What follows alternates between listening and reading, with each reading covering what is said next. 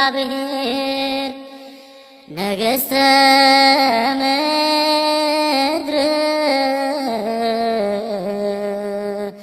ሰብሕዎ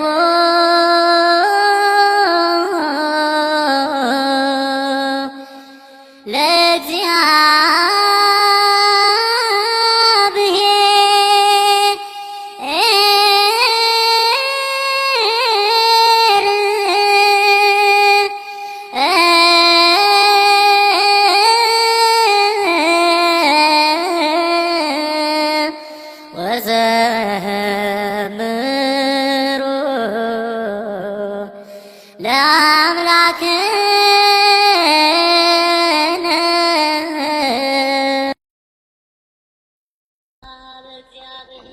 ስለዚህ ለዚህ ሁሉ ጥፋት ምክንያት የሆናችሁ ሁሉ ትጠፋላችሁ ራሳችሁ። በተለይ በቤተ ክርስቲያን የሰለጠናችሁ እጅግ አገሪቱን ወደ ጥፋት የሰደዳችሁ ሁሉ ይሄ የማይቀር ፍርድ ነው። ዛሬ በግልጽ እናውጃለን፣ እነግራችኋለን። በሙሉ በፍርድ ትካተታላችሁ። ይሄ ከመፈጸም የሚያግደው ምንም ምድራዊ ኃይል የለም። ወገኖች በአሁኑ ሰዓት በኢትዮጵያ የዓለም ብርሃን የተነገሩት መልእክታት፣ መግለጫዎች፣ ደብዳቤዎች፣ ትምህርቶች ላይፈጸሙ አልተነገሩም፣ ሊፈጸሙ እንጂ። የተናገረው የፍጥረት ሁሉ አስገኝና ፈጣሪ የአብርሃሙ ሥላሴ ነው። ሰው እውነቱን ተረድቶ ተጸጽቶ ወደ እግዚአብሔር ከመቅረብ ይልቅ በንቀትና በትዕቢት ሐሰተኛ መምህራንን በመስማትና በመታመን እስካሁን ድረስ በትዕቢት መቆሙ ይታያል፣ እያየነውም ነው። ወገኖቼ ቤተ ክርስቲያናችንን አይታውም ሰምተውም በማታውቀው መጠን ፍጹም አፈርሰዋታል። ሁሉም ጳጳሳት፣ ልብ በሉ፣ ሁሉም ጳጳሳት፣ መምህራን፣ ዲያቆናት፣ ካህናት፣ ሊቃውንት፣ የደብር አለቃ ሁሉንም ውሰዷቸው። የበግ ለምድ የለበሱ ተኩላዎች ናቸው። በቃ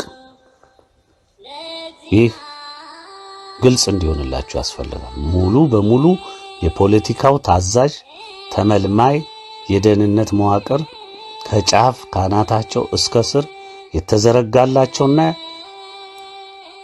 የኮለኮላቸው በመንግስት ደህንነት የሚታዘዙ መሆናቸውን እኛ ራሳችን ከእግዚአብሔርም ጠይቀን በሚገባ ያረጋገጥነው ዛሬም በዓይናችን የምናየው ትላንት የተነገረው ምግባራቸው ዛሬ በተግባር እየፈጸሙት የምናየው ሆኖ ቁጭ ብሏል።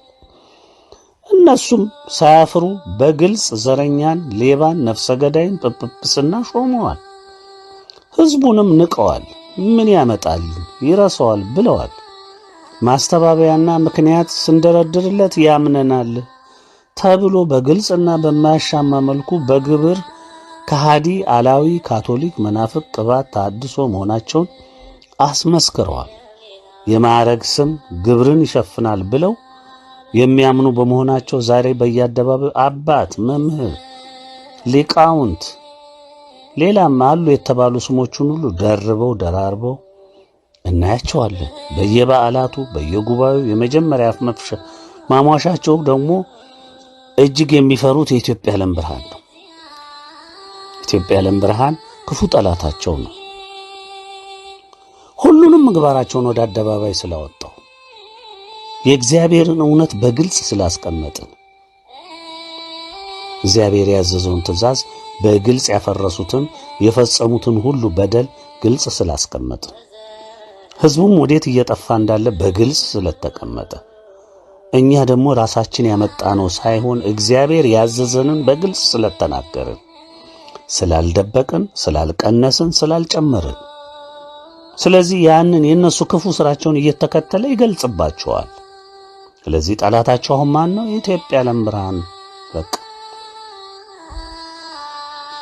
አንድ ምሳሌ እንደሚያስደንቃቸው አንድ ርዕሰ ሊቃውንት ነኝ የአራት ወንበር ምስክር ነኝ የሚሉ የዘወትር አፍ መፍቻቸው እኛ ነን። በመሰረቱ ከአዋቂ ነን ባዮች ማዕረግ ከደረደሩ በትዕቢት ከተሞሉ አለ እነሱ ማንም ቃሉን መናገር አይችልም ባዮች አንወቀስም አንመከርም ፍጹሞች ነን ባዮች ውስጥ ማህበራዊ ሚዲያውን አጣበው ዩቲዩቡንም ፍራንክ መልቀሚያ አድርገው ይታያሉ። ያው የምትሰሙት ነው። እኛን ምን ብለው ነው የሚተቹን? ምንም የማይሉን ነገር የለም። ዛሬ ደግሞ እንደ አዲስ እኛን ህልመኞች ብለው በድፍረት ሲተቹንም ሰምተናቸዋል። እንዲሁም በየገዳማቱ አድገው አብጠው ባህታዊ ከሌ ነኝ የሚሉ ራሳቸውን የሚያስመልኩ አምላክ መሆን የቃጣቸውን አይተናል። ሁሉም የኢትዮጵያ ዓለም ብርሃንን መቃወም፣ መተቸት፣ ማውገዝ ስራቸው አድርገውታል።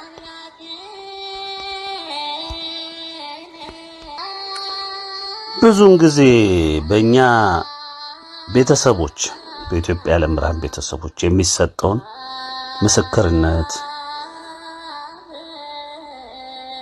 ወደ ፈጣሪያቸው ጮኸው በጠየቁት ልክ አንዳንድ ሚስጥሮችን እግዚአብሔር በሚናገራቸው ጊዜ ለሌላውም እንዲያንጽ ብለው በምስክርነት እንዲሰማ ይደረጋል።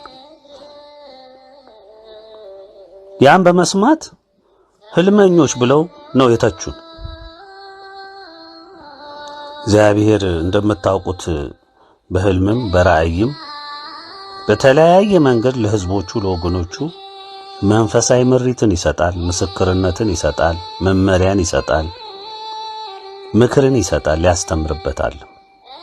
በቃሉም በህልምም በራእይም በትክክለኛው መልኩ የሚታዩ ህልሞች የሚታዩ ራእዮች በቃሉ የማይጋጩ ዲያብሎስ ያልቃኛቸው እግዚአብሔር መንፈስ ቅዱስ የሚናገራቸው እስከሆኑ ድረስ ለግለሰብም ለምእመንም ለሁሉም የሚያንጹ እስከሆኑ ድረስ የሚጠቅሙ ናቸው።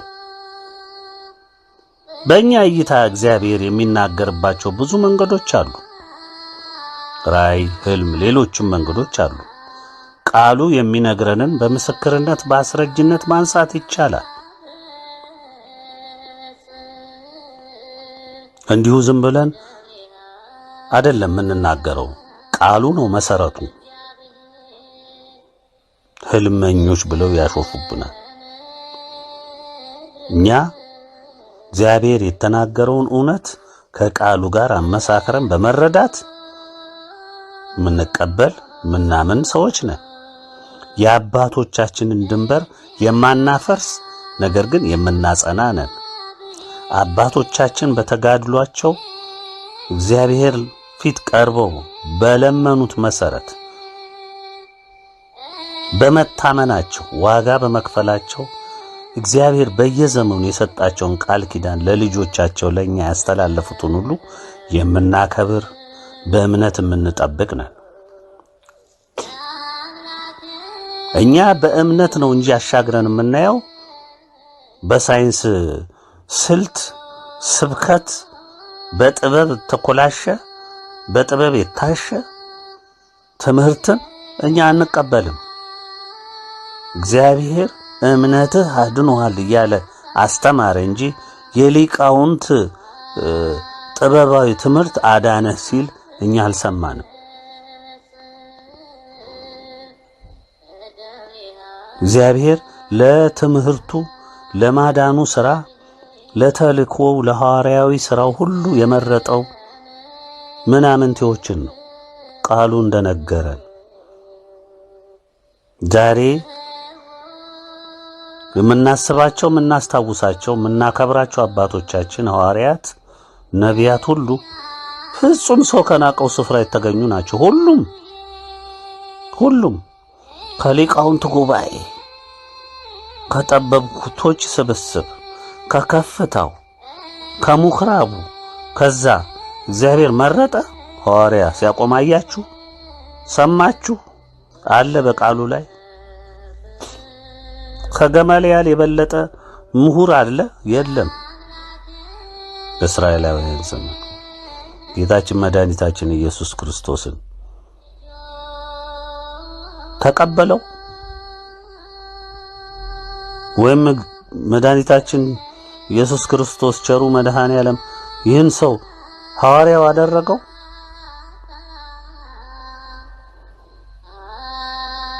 አይደለም። አሳ አጥማጅ፣ ቀራጭ በየቦታው ያዳደቁትን እነሱን ነው እግዚአብሔር የመረጠው። ይኸው ቃሉ ላይ አለ፣ በቆሮንቶስ ላይ ታገኙታላችሁ። የዓለምን ጥበብ ያሳፍር ዘንድ የዓለምን ምናምንቴ ነገር መረጠ ነው የሚለን። ዓለምን ዕውቀት ከንቱ ለማድረግ እግዚአብሔር ምንም ዕውቀት የሌላቸውን በየሰው የናቃቸውን በየሜዳው ያዳደቁትን ነው የመረጠው። ይሄ ቃሉ የሚነግረን ነው። የኛ ጠበብት ምሁራን ባዮች ግን ሊቅነን ጠበብትነን ላይ ተከፍሰዋል። ከኛ ውጪ ቃሉ ማንም እንዳይናገር ማንም ትንፍሽ እንዳይል ብለው የሚጮሁ ቁራዎች ይኸው እንሰማለን። ያንም እኮ በምኩራብ ላይ ተኮለኮሉት በእስራኤል ዘመን የሰማችኋቸው እነዛ በሙሉ አዋቂ የተባሉ ጻፍት ፈሪሳውያን አለኛ በስተቀር ቃሉን መተርጎም ማንም አይችልም፣ እኛ ብቻ የምንለው ይሰማ፣ ማንም ሆነ ማንም ከኛ ቃል ውጪ መውጣት አይችልም ብለው ነው ያ ሁሉ መከራ ያ ሁሉ ክፋት ሲፈጽሙ የኖሩት። ምንም ድንበር ያላገዳቸው ቸሩ መድኃኔ ዓለም ያን ሁሉ ተአምር ሲሰራ ያን ሁሉ ትምህርት ሲያፈስ ሞት ሲያስነሳ ሽባ ሲቀና ዕውር ሲበራ አይናቸው እያየ ራሱን ቃሉን ከፍቶ በጉባኤያቸው በዛው በመድረካቸው ላይ በምኩራባቸው ላይ ተገኝቶ ገና ሕፃን ጎልማሳ ገና ሕፃን ወጣት እያለ እየተረተረ ሲነግራቸው ምስጢራትን ሁሉ ያ ሁሉ መለሳቸው፣ ወደ እውነት መለሳቸው፣ አሳመናቸው? በፍጹም። ስለሚደረገው መጎ ነገር አይደለም። እነሱ ስለ ሕጋቸው ብቻ ነው እየተከተሉት ሊያጠፉት የሚታገሉት። ሕጋችን ተጣሰ ነው። ሽባ ቢድን ሙት ቢነሳ በሰንበት ለምን ፈወስክ ብለው የሚቃወሙ ሰዎች ናቸው። ዛሬ ከዛ የተለየ እያደረጋችሁ ነው እናንተ። አሁን ዛሬ ሊቃውንቶቻችን የቤተ ክርስቲያን ሊቆች ያው ነው ያንኑ ነው ዛሬ እየፈጸማችሁ ያላችሁት። ከምናምንቴ ላይ እና እንደናንተኛ ሊቃውንት አይደለንም፣ እንደናንተ መድረኩ ላይ የለንም፣ እንደናንተ አደባባዩን አላጣበብንም፣ ጉባኤ አልመሰረትንም። እንደናንተ በሙሉ መድረኩን ሁሉ የሚሰበክበትን ጣቢያውን ሁሉ እኛ እግራችን አልረገጠውም። የእግዚአብሔር እውነት ይህች ናት። የዓለም ብርሃን የኢትዮጵያ ዓለም ብርሃን መልእክታት እኒህ ናቸው። እኛ እግዚአብሔር የሰጠንን ምስክርነት ነው እየሰጠን ያለነው። ስማ ስማ እያለ ነው። ያው ብናውጅ ብንጮህ ንቀህ አቃለህ ልክ የአባቶችን አመጽ ደግመህ ፈጽመህ ዛሬ ደግሞ ይችን ሀገር እዚህ ጥፋት ላይ አድርሰሃታል። እያንዳንድ ትጠየቅበታለህ፣ እያንዳንድ ዋጋ ትከፍልበታለህ፣ እያንዳንድ በጠፋው ነፍስ ቁጥር ልክ ዋጋ ትከፍላለህ።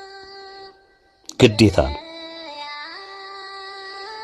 እስቲ ስለ ህልመኝነታችን ብዙ ሲንነቀፍበት የኖርነውን እንደ እብድ የምንተችበትን ህልምና ራእይ ምን እንደሆነ የእግዚአብሔር ቃል እንዴት እንደሚነግረንና አባቶቻችን እንዴት እንደተጠቀሙበት እንየው።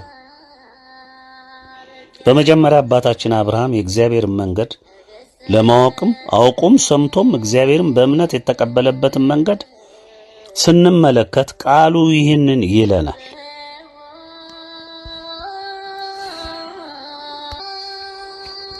ኦሪት ዘፍጥረት ምዕራፍ 12ን እንይ። እግዚአብሔር አብርሃምን አለው ልብ በሉ እንግዲህ እግዚአብሔር ሲጠራ ምሪት እንደሚመራ እንዴት እንደሆነ እንመልከት። እግዚአብሔር አብርሃምን አለው፣ ከአገርህ ከዘመዶች ከአባትም ቤት ተለይተ እኔ ወደማሳይህ ምድር ውጣ። ታላቅ ሕዝብም አደርግሃለሁ፣ እባርክሃለሁ፣ ስምህንም አከብረዋለሁ፣ ለበረከትም ሁን። የሚባርኩህንም እባርካለሁ፣ የሚረግሙህንም እረግማለሁ። የምድር ነገዶች ሁሉ በአንተ ይባረካሉ አለው። የምድር ነገዶች ሁሉ በአንተ ይባረካሉ። አብርሃምም እግዚአብሔር እንደነገረው ሄደ፣ ሎጥም ከእርሱ ጋር ሄደ። አብርሃምም ከካራን በወጣ ጊዜ የ75 ዓመት ሰው ነበረ። ልብ በሉ ከሸመገለ በኋላ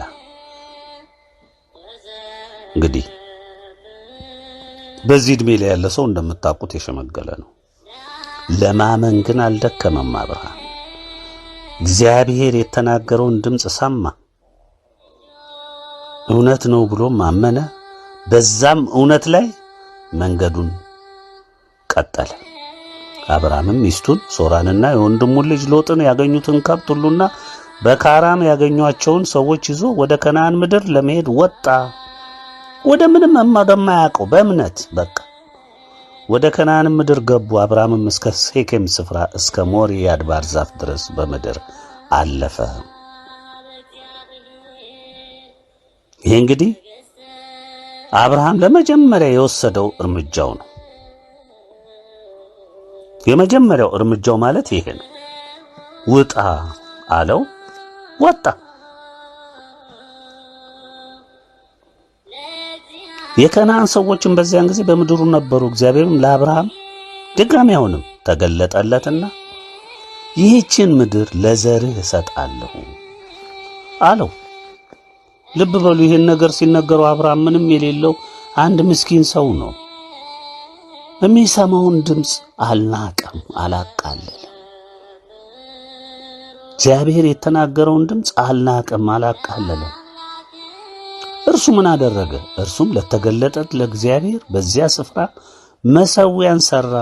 የጸሎት ስፍራ፣ የማመስገኛ ስፍራ፣ ወደ ፈጣሪው የመናገሪያ ስፍራ እዛ ጋር አቆመ። ከዚያም በቤተል ምስራቅ ወዳለው ተራራ ወጣ። በዚያም ቤተልን ወደ ምዕራብ፣ ጋይን ወደ ምስራቅ አድርጎ ድንኳኑን ተከለ።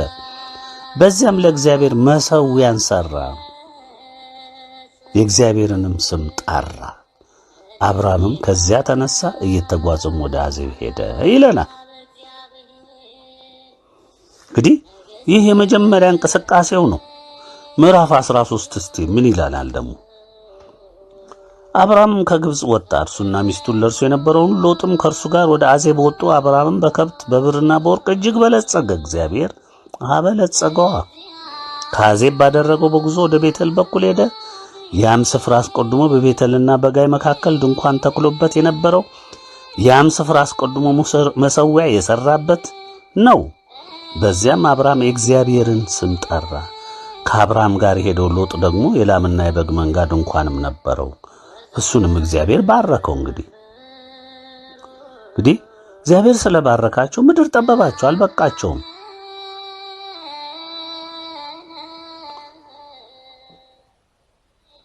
እንግዲህ ሎጥም ወደ ምስራቅ ተጓዘ፣ ተለያዩ። አብርሃምም በሌላ አቅጣጫ፣ አንዱም ከሌላው እርስ በርሳቸው ተለያዩ ይላል። አብርሃም በከነዓን ምድር ተቀመጠ፣ ሎጥም በአገሩ ሜዳ ባሉት ከተሞች ተቀመጠ። እስከ ሶዶምም ድረስ ድንኳኑን አዘዋወረ። የሶዶም ሰዎች ግን ክፎችና በእግዚአብሔር ፊት እጅግ ኃጢአተኞች ነበሩ። አያችሁ፣ ሎጥ ከተለየው በኋላም እግዚአብሔር አብርሃምን አለው፣ አሁንም ጠብቆ ዓይንህን አንሳና አንተ ካለበት ስፍራ ወደ ሰሜንና ወደ ምዕራብ፣ ወደ ምስራቅና ወደ ምዕራብ እይ። የምታያት ምድር ሁሉ ለአንተና ለዘርህ ለዘላለም እሰጣለሁና ዘርህንም እንደ ምድር አሸዋ አደርጋለሁ። የምድርን አሸዋ ይቆጥር ዘንድ የሚችል ሰው ቢኖር ዘርህ ደግሞ ይቆጠራል። ተነሳ፣ በምድር በርዝመቷም በስፋቷም ሂድ፣ እርሷን ለአንተ እሰጣለሁና። አብርሃምም ድንኳኑን ነቀለ፣ መጥቶም በክብርም ባለው በመምሬ አድባር ዛፍ ተቀመጠ። በዚያም ድጋሚ ለእግዚአብሔር መሠዊያን ሠራ። እንግዲህ ወገኖቼ አብርሃምን ይመራ የነበረው ማን ነው? እግዚአብሔር አይደለም? ውጣ ያለውስ ማን ነው? እግዚአብሔር አይደለም? የሚናገረውስ ማን ነው? እግዚአብሔር አይደለም? ራእይም ሆነ ህልሙንም የሚያሳየው ማን ነው? እግዚአብሔር አይደለም? የዛሬ ምሁሮቻችን ለመሆኑ ምሪት አላቸው? እግዚአብሔር ይመራቸዋል፣ ያናግራቸዋል፣ በራእይ በህልም ይመክራቸዋል፣ በቃሉስ ይነግራቸዋል፣ ያናግራቸዋል። የእሱ አገልጋይ ነን የሚሉ ናቸው። እንደውም በጥበብ ልቀን ይሄድን በእምነቱ ሚስጥሩን ሁሉ እንዳለ ዘርግፈ ነው የምናውቀው እኛ ነን። አንድምታውንም ምኑንም ምን ተረጉም አላቸው። ምሬት ከእግዚአብሔር ምሬት አላቸው። በየዘመኑ እግዚአብሔር በሚሄዱበት በሚንቀሳቀሱበት ሁሉ እግዚአብሔር ለነሱ የሚያናግርበትን መንገድ ያውቁታል፣ ያናግራቸዋል። ይህንን እስቲ እንጠይቃችሁ ሊቃውንቶቻችን፣ ጠበብቶቻችን። አብርሃም እንደናንተ ጥበበኛ እኮ አልነበረም። በቃ ከቤቱ ሲወጣ ምንም የሚያውቀው ነገር አልነበረም። ግን የእግዚአብሔር መንፈስ ይመራው ነበር፣ ያሳውቀው ነበር፣ ያስተምረው ነበር፣ ከህይወቱ ያስተምረው ነበር፣ በሄደበት ሁሉ ያግዘው ነበር፣ ይባርከው ነበር፣ ይመክረው ነበር፣ መንገድን ያመላክተው ነበር። ስለ ጥበቡ፣ ስለ ዕውቀቱ፣ ስለ ሊቅነቱ አይደለም። አብርሃም አንድ የእግዚአብሔር የታመነ ባሪያ ስለሆነ ነው።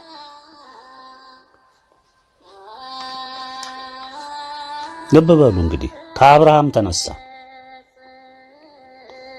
እስቲ ምዕራፍ 15 ደግሞ ምን እንደሚለን እዩ ስለ አብርሃም። አሁንም ከዚህ ነገር በኋላም የእግዚአብሔር ቃል ይላል፣ የእግዚአብሔር ቃል በራእይ ወደ አብርሃም መጣ እንዲህ ሲል፣ አብርሃም ሆይ አትፍራ፣ እኔ ለአንተ ጋሻህ ነኝ፣ ዋጋህም እጅግ ታላቅ ነው። አብርሃምም አቤቱ እግዚአብሔር ሆይ ምንን ትሰጠኛለህ? እኔም ያለ ልጅ እሄዳለሁ፣ የቤቴም መጋቢ የደማስቆ ሰው ይህ ኤሌዜር ነው አለ። አብርሃምም ለእኔ ዘር አልሰጠኸኝም፣ እነሆ በቤቴ የተወለደ ሰው ይወርሰኛል አለ። እነሆም እግዚአብሔር ቃል እንዲህ ሲል መጣለት፣ ይህ አይወርስህም፣ ነገር ግን ከጉልበት የሚወጣ ይወርሳል። ወደ ሜዳም አወጣውና ወደ ሰማይ ተመልከት፣ ከዋክብትንም ልትቆጥራቸው ትችል እንደሆነ ቁጠር አለው። ዘርም እንደዚህ ይሆናል አለ። አብርሃምም በእግዚአብሔር አመነ። ልብ በሉ ወገኖቼ፣ ዛሬም እናነሳላችሁን ነጥብ ልብ ብላችሁ አስተውሉ። ተቺዎቻችን ህልመኞች እያላችሁ የምትተቹንና የምትሰድቡንም ልብ ብላችሁ አስተውሉ። ቃሉ ስለ ህልምም ስለ ራእይም ምን እንደሚናገር አስተውላችሁ አድምጡ። ዘርን እንደዚህ ይሆናል አለው። አብርሃምም በእግዚአብሔር አመነ፣ ስለተነገረው፣ በራእይ ስለተነገረው፣ በቃሉ ስለተነገረው፣ በህልም ስለተገለጸለት ሚስጥር፣ እግዚአብሔር ስለሰጠው ቃል ኪዳን አብርሃም አልተጠራጠረም፣ አመነ። ምን ሆኖ ተቆጠረለት? ጽድቁም ሆኖ ተቆጠረለት። በምን ምክንያት? በማመኑ፣ ሰምቶ በማመኑ። ልብ በሉ። ዛሬ እኛ እግዚአብሔር ስለ ኢትዮጵያ የተነገረውን፣ ስለ ዓለም የተነገረውን፣ ስለ እውነተኛ የተዋህዶ ልጆች የተነገረውን፣ ስለ ቀጣፊ እምነቶች የሚመጣውንም ፍርድ የተነገረውን እግዚአብሔር የነገረንን የገለጸልንን ሚስጥር ስንነግር እኛ መጀመሪያ አምነን ነው። እኛ እኮ አምነን የተነገረው እውነት እንደሆነ እንደሚፈጸም የምናምን ባሮቹ ነን። አመንን፣ ጽድቅም ሆኖ ይቆጠራል። መልሰን ለሕዝቡ ደግሞ ንገሩ በተባልነው መሰረት ተናገርን። ሰምቶ ከመጠቀም ይልቅ ህልመኞች እያልክ መሳደብ ነው የሚገባህ? መተቸት ነው የሚገባህ? ቃሉ ምንድን ነው እያስተማረ ያለው? የአብርሃም ሕይወት ለኛ ምን እያስተማረን ነው ያለው? እንግዲህ እግዚአብሔር እንዲህ ብሎ ተናግሯል።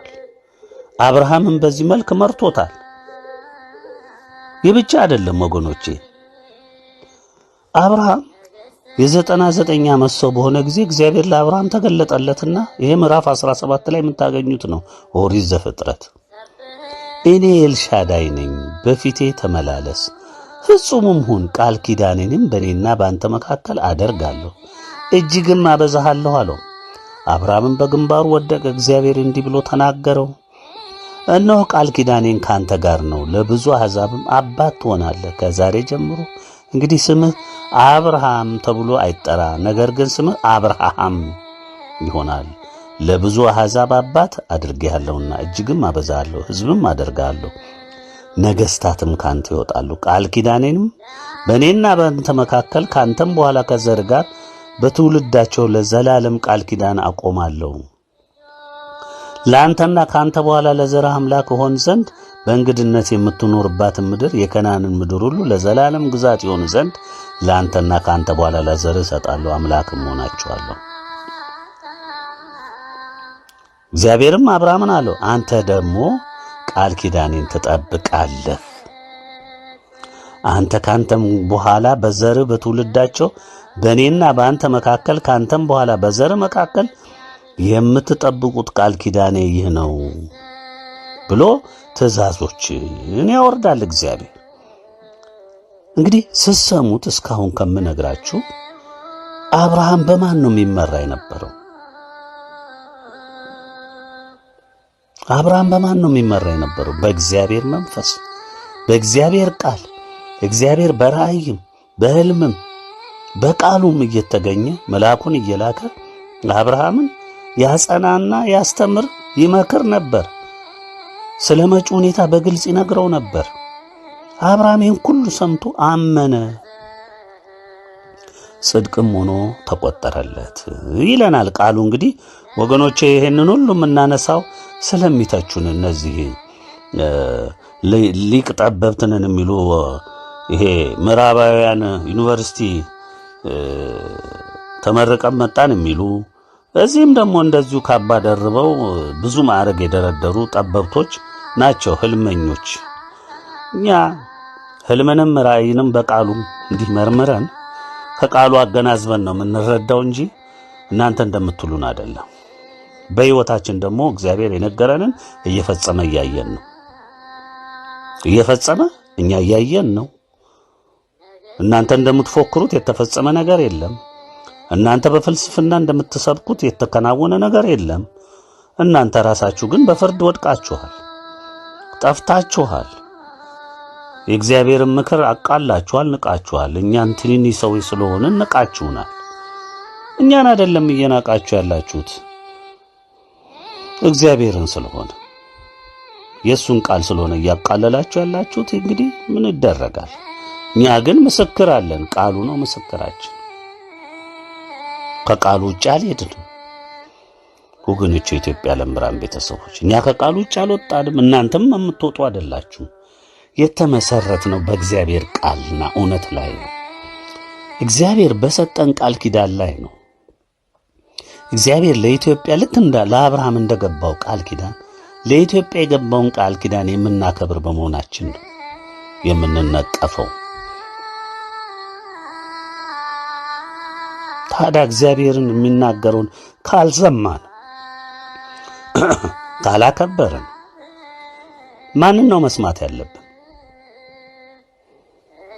እስቲ ሌላዎቹንም ደግሞ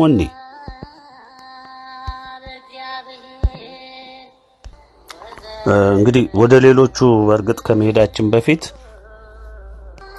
የአብርሃምን የመጨረሻውን ንግግሩን እንስማው። አብርሃም በስተመጨረሻ ለልጁ ለይስሐቅ ሚስትን እንዲያጭ ወደ ዘመዶቹ እንዲሄድ ባዘዘ ጊዜ ምን አለ?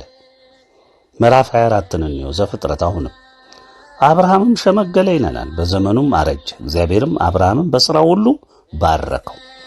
አብርሃምም ሎሌውን የቤቱን ሽማግሌ የከብቱን ሁሉ አዛዥ አለው፣ እጅህን ከጭኔ በታች አድርግ፣ እኔም አብሬ ከምኖራቸው ከከነዓን ሴቶች ልጆች ለልጄ ሚስት እንዳትወስድለት። እንግዲህ ልብ በሉ፣ አብርሃም ተሰዶ ስለሆነ በከነዓን ምድር ያለው እዛ ያሉት ሁሉ የእግዚአብሔር ጠላቶች እንጂ የእግዚአብሔር ሕዝቦች ስላልሆኑ፣ ዘሮቹ ደግሞ ሌላ ቦታ ስላሉ ከነዚህ እኔ ጋር አብረው ከሚኖሩ አትውሰድ ለልጄ። በሰማይና በምድር አምላክ በእግዚአብሔር አምልሃለሁ አደራህን እኔ ከሄድኩ በኋላ ለልጅ የምታደርገውን ነው የምነግርህ ብሎ ስለ ይስሐቅ ነው። ነገር ግን ወደ አገሬና ወደ ተወላጆቼ ትሄዳለህ፣ ለልጄ ለይስሐቅም ሚስትን ትወስድለታለህ። ሎሌውም ሴቲቱ ምናልባት ወደዚህ አገር ከኔ ጋር ለመምጣት እምቢ ያለችኝ እንደሆነ ልጅን ወደ ወጣህበት አገር ልመልሰውን አለው። ልብ በሉ። አብርሃምም አለው ልጄን ወደዚያ እንዳትመልስ ተጠንቀቅ። አያችሁ፣ የሰው ልጅ ጥሎት ከወጣው ከክፉ ዓለም ከተላቀቀ በኋላ አያችሁ፣ አብርሃም ምንድነው ያስጠነቀቀው? እኔ አንዴ ከጣዖት ከሚያመልኩ ቤተሰቦቼ እግዚአብሔር ውጣ ካለኝ ወጥቼ አንድ ጊዜ እድሜን ሁሉ እዚህ አከናውኜ ጨርሻለሁ። ልጄን ተመልሰው ወደዛ አይሆንም ተጠንቀቅ ነው ያለው። ዛሬም ወደ ጥፋት የምትገሰግሱ እግዚአብሔር ከጥፋት አውጥቶ ብርሃንን አሳይቶ ወደ መልካም ሕይወት እየመራችሁ ያላችሁ እውነተኞች የተዋህዶ ኦርቶዶክስ ልጆች ሆናችሁ ሁሉ ወደ ጥፋት እግራችሁን አትመልሱ። ወደ ወጣችሁበት ያ የክፉ ጊዜ ራሱ ይበቃል። አሁን እግዚአብሔር ወደ አሳያችሁ ወደ እውነተኛይቱ ወደ ተመሰረታችሁበት ወደ እውነት ላይ ብቻ ነው ፊታችሁ ማየት ያለበት። አያችሁ፣ ልጄን ወደዚያ እንዳትመልስ ተጠንቀቅ። ከአባቴ ቤት ከተወለድሁባት ምድር ያወጣኝ ይህችንም ምድር እሰጥሃለሁ ብሎ የነገረኝና የማለልኝ የሰማይ አምላክ እግዚአብሔር እርሱ መልአኩን በፊትህ ይሰዳል፣ ከዚያም ለልጄ ሚስትን ትወስዳለህ። ልብ በሉ፣ እምነቱን ይዩት። አብርሃም ይሄንን እንደሚፈጸም አያይም። በቃ ሸመገለ፣ ሊሰናበት ነው፣ ወደ ፈጣሪው ሊሄድ ነው። አትጨነቅ። እኔ ዘወትር እግዚአብሔር መልአኩን ከፊቴ እየሰደደ ዙሪያን ጠብቆ እየመራኝ ያኖረኝ አምላክ ነው። የትም የሚጥለን አምላክ አይደለም። ስለዚህ አንተም በመሰራው ሥራ እሱ ከፊት ይሄዳል፣ መልአኩን ይሰዳል፣ ሥራን ያከናውንልሃል። እያችሁ እምነቱን ይዩት። አብርሃም ይህን ተናግሮ ወዲያው ነው የሚያልፈው። ይሄ መፈጸሙን አያይም፣ ግን እንደሚፈጸም እርግጠኛ ነው። አላችሁ በዚህ ዘመን እግዚአብሔር የተናገረውን ይፈጽም ዘንድ በሙሉ ልባችሁ፣ በፍጹም ሐሳባችሁ፣ በፍጹም ነፍሳችሁ፣ በፍጹም ልባችሁ ይሆናል ብላችሁ የምታምኑ ስንቶቻችሁ ናችሁ? እደነቃለሁ ዛሬ የኢትዮጵያ ዓለም ብርሃን ቤተሰቦችን ሳይ። ለምን ይሆናል ብለው አምነው 18 ዓመታትን አብረን ተጉዘን መተናል። በየደረጃው 5 ዓመት ይቆዩ፣ 3 ዓመት ይቆይ፣ 18 ዓመት ይቆይ፣ የፈለገውን ዓመት ይቆይ፣ ግን የእግዚአብሔርን ድምፅ ሰምቶ በዛ ተመስርቶ ጸንቶ እምነቱን አጽንቶ ተዋህዶን አክብሮ ኢትዮጵያዊነቱን አጽንቶ ባንዲራውን ፍቅሯን ተቀብሎ ለሀገሩ ቆሞ እዚህ ሰዓት ደርሷል። ታዲያ ከኢትዮጵያ ዓለም ብርሃን ቤተሰብ በዚህ ጸንቶ ከቆመ በላይ ለእግዚአብሔር ልጅ አለ ይመስልሃል? አንተ ስለለፈለፍክ ክብሩ የሚቀንስ ይመስልሃል? ቀናተኛ አምላክ ነው እግዚአብሔር። በሚታመኑ ልጆቹ አይደራደርም። መንግስታትን ይገለባብጣል። በእውነት ለቆመው ባሪያው ሲል እግዚአብሔር በእውነት ለቆሙ ልጆቹ ሲል መንግስታትን እንደዚህ አሁን መታያቸው ተኮልኩለው ኒኩለር ይዘናል ዓለም ጠቦናል የሚሉትን ድራሻቸውን ያጠፋል። ስለታመኑ ባሮቹ ሲል ይህንን እድል ተጠቀሙበት ስላለን ዘመቻኛ ላይ የአብርሃም ልጆች እኮ ነን፣ የእምነት ልጆቹ ነን። እኛም ይግባህ እንጂ ብታስተውሉ ኖሮ ወደዚህ ወደ እውነቱ ተመለሱ ስንላችሁ እውነቱን ብትረዱ ኖሮ እናንተም የአብርሃም የእምነት ልጆች ትሆኑ ነበር። ምን ዋጋ አለው? አልታደላችሁማ። እስቲ እንግዲህ ይሄንን ሰማችሁት። እስቲ ደግሞ ቀጣዩን እንየው። ይስሐቅስ የይስሐቅን ሕይወት እስቲ እንየው።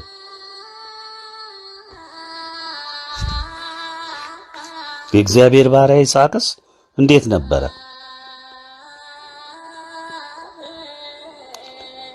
ምዕራፍ 26 ላይ እዛው ዘፍጥረት ላይ በምድርም ቀድሞ በአብርሃም ዘመን ከሆነው ራብ ሆነ። ይስሐቅም ወደ ፍልስጤም ንጉሥ ወደ አቤሜሌክ ወደ ጌራራ ሄደ። እግዚአብሔር ተገለጠለት። ልብ በሉ እንግዲህ ይውላችሁ ስንስት እግዚአብሔር ያርማል። ይስሐቅ ረሃብ ሲሆን በቃ ሲጨንቀው ወደ ፍልስጤም ሀገር ሊሄድ ተነሳ። እግዚአብሔር ተገለጠለት፣ እንዲህም አለው ወደ ግብፅ አትውረድ፣ እኔ በምልህ ምድር ተቀመጥ እንጂ በዚህ ምድር ተቀመጥ፣ ከአንተ ጋርም እሆናለሁ እባርክሃለሁ። አያችሁ እነዚህ ምድሮች ሁሉ ለአንተም ለዘርም እሰጣለሁና ለአባትህ ለአብርሃም የማልሁለትንም መሐላ አጸናለሁ፣ ዘርህንም እንደ ሰማይ ከዋክብት አበዛለሁ። እነዚህንም ምድሮች ሁሉ ለዘርህ እሰጣለሁ፣ የምድርም አሕዛብ ሁሉ በዘርህ ይባረካሉ። አብርሃምም ቃሌን ሰምቷልና። ልብ በሉ ወገኖች፣ የአብርሃም ሕይወት አልፋ ሄዳለች፣ በክብር አርፋለች። አብርሃም ቃሌን ሰምቷል። እግዚአብሔር ምስክርነት ሲሰጥ የኢትዮጵያ ዓለም ብርሃን ቤተሰቦች ወገኖቼ ሁሉ እውነተኛ የዋህ ቅን ትሑት ሕዝቦች ሁሉ እግዚአብሔር የሚመሰክርላችሁ ያርጋችሁ። ሰምታችሁ እግዚአብሔር ደግሞ መልሶ ሰምተውኛል ልጆቼ የሚላችሁ ያደርጋችሁ።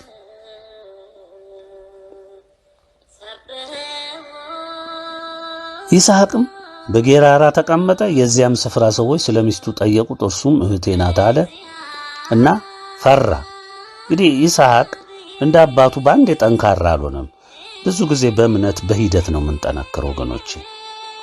እግዚአብሔር እያስተማረን በውጣ ውረዱ እያስተማረን በመከራም እያስተማረ ነው ብርቱም ያደርገን። ይስሐቅም እንደዛ ነው እያደገ የነበረው። ፈርቶ ሚስቱን ሁሉ እንደ አባቱ ብልሃት እንዳይገድሉኝ ነው እንግዲህ የሱ ሐሳብ። የጌራራ ሰዎች እንዳያጠፉት በቃ እህቴ ናት አለ። ሲጠያይቁት ጊዜ ዙሪያውን ሲሉ ፈራ።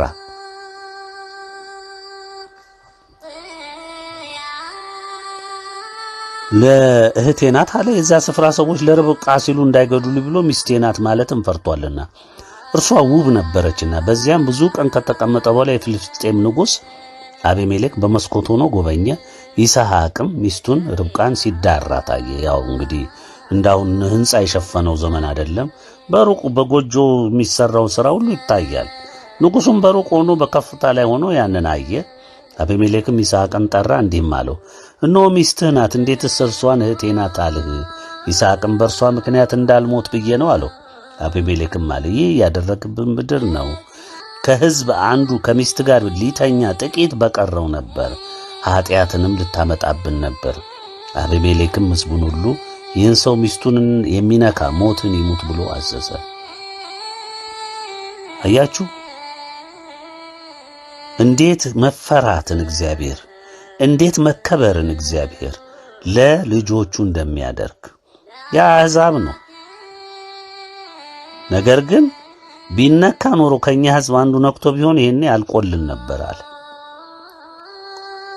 እንግዲህ ይስሐቅ በዚህ መልክ ኖረ። ብዙ ነገሮችን ሰራ። ይስሐቅ አከናወነ። ከይስሐቅ ሕይወት ይልቅ በርትቶ ጎልቶ የምናየው ደግሞ ከይስሐቅ ጉልበት የወጣው ያዕቆብ ነው። የያዕቆብን ሕይወት ደግሞ እስቲ እንየው። የይስሐቅ መጨረሻውንም እናያለን።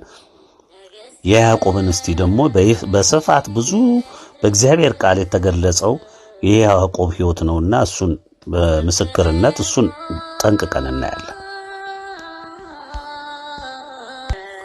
ይስሐቅም ያዕቆብን ጠራው ይለናል ምዕራፍ 28 ዘፍጥረት ላይ። አሁንም ባረከውም እንዲህ ብሎም አዘዘው ከከናውያን ሴቶች ልጆች ሚስትን አታግባ። አያችሁ ልክ እንደ አባቱ ተነሳና ወደ እናት አባት ወደ ባቱኤል ቤት ወደ ሁለቱ ወንዞች መካከል ሂድ፣ ከዚያም ከእናት ወንድም ከላባ ሴቶች ልጆች ሚስትን አግባ። ሁሉን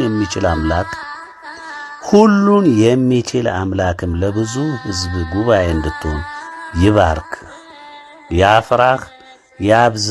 ስደተኛ ሆነ የተቀመጥህባትን እግዚአብሔርም ለአብርሃም የሰጣትን ምድር ትወርስ ዘንድ የአብርሃምን በረከት ላንተ ይስጥህ፣ ለዘርም እንዲሁም እንዳንተ። ይስሐቅም ያዕቆብን ሰደደው ይለናል። እርሱም የያዕቆብና የኤሳው እናት የርብቃ ወንድም የሚሆን የሶርያዊ ባቱኤል ልጅ ላባ ወዳለበት ወደ ሁለቱ ወንዞች መካከል ሄደ ይለናል።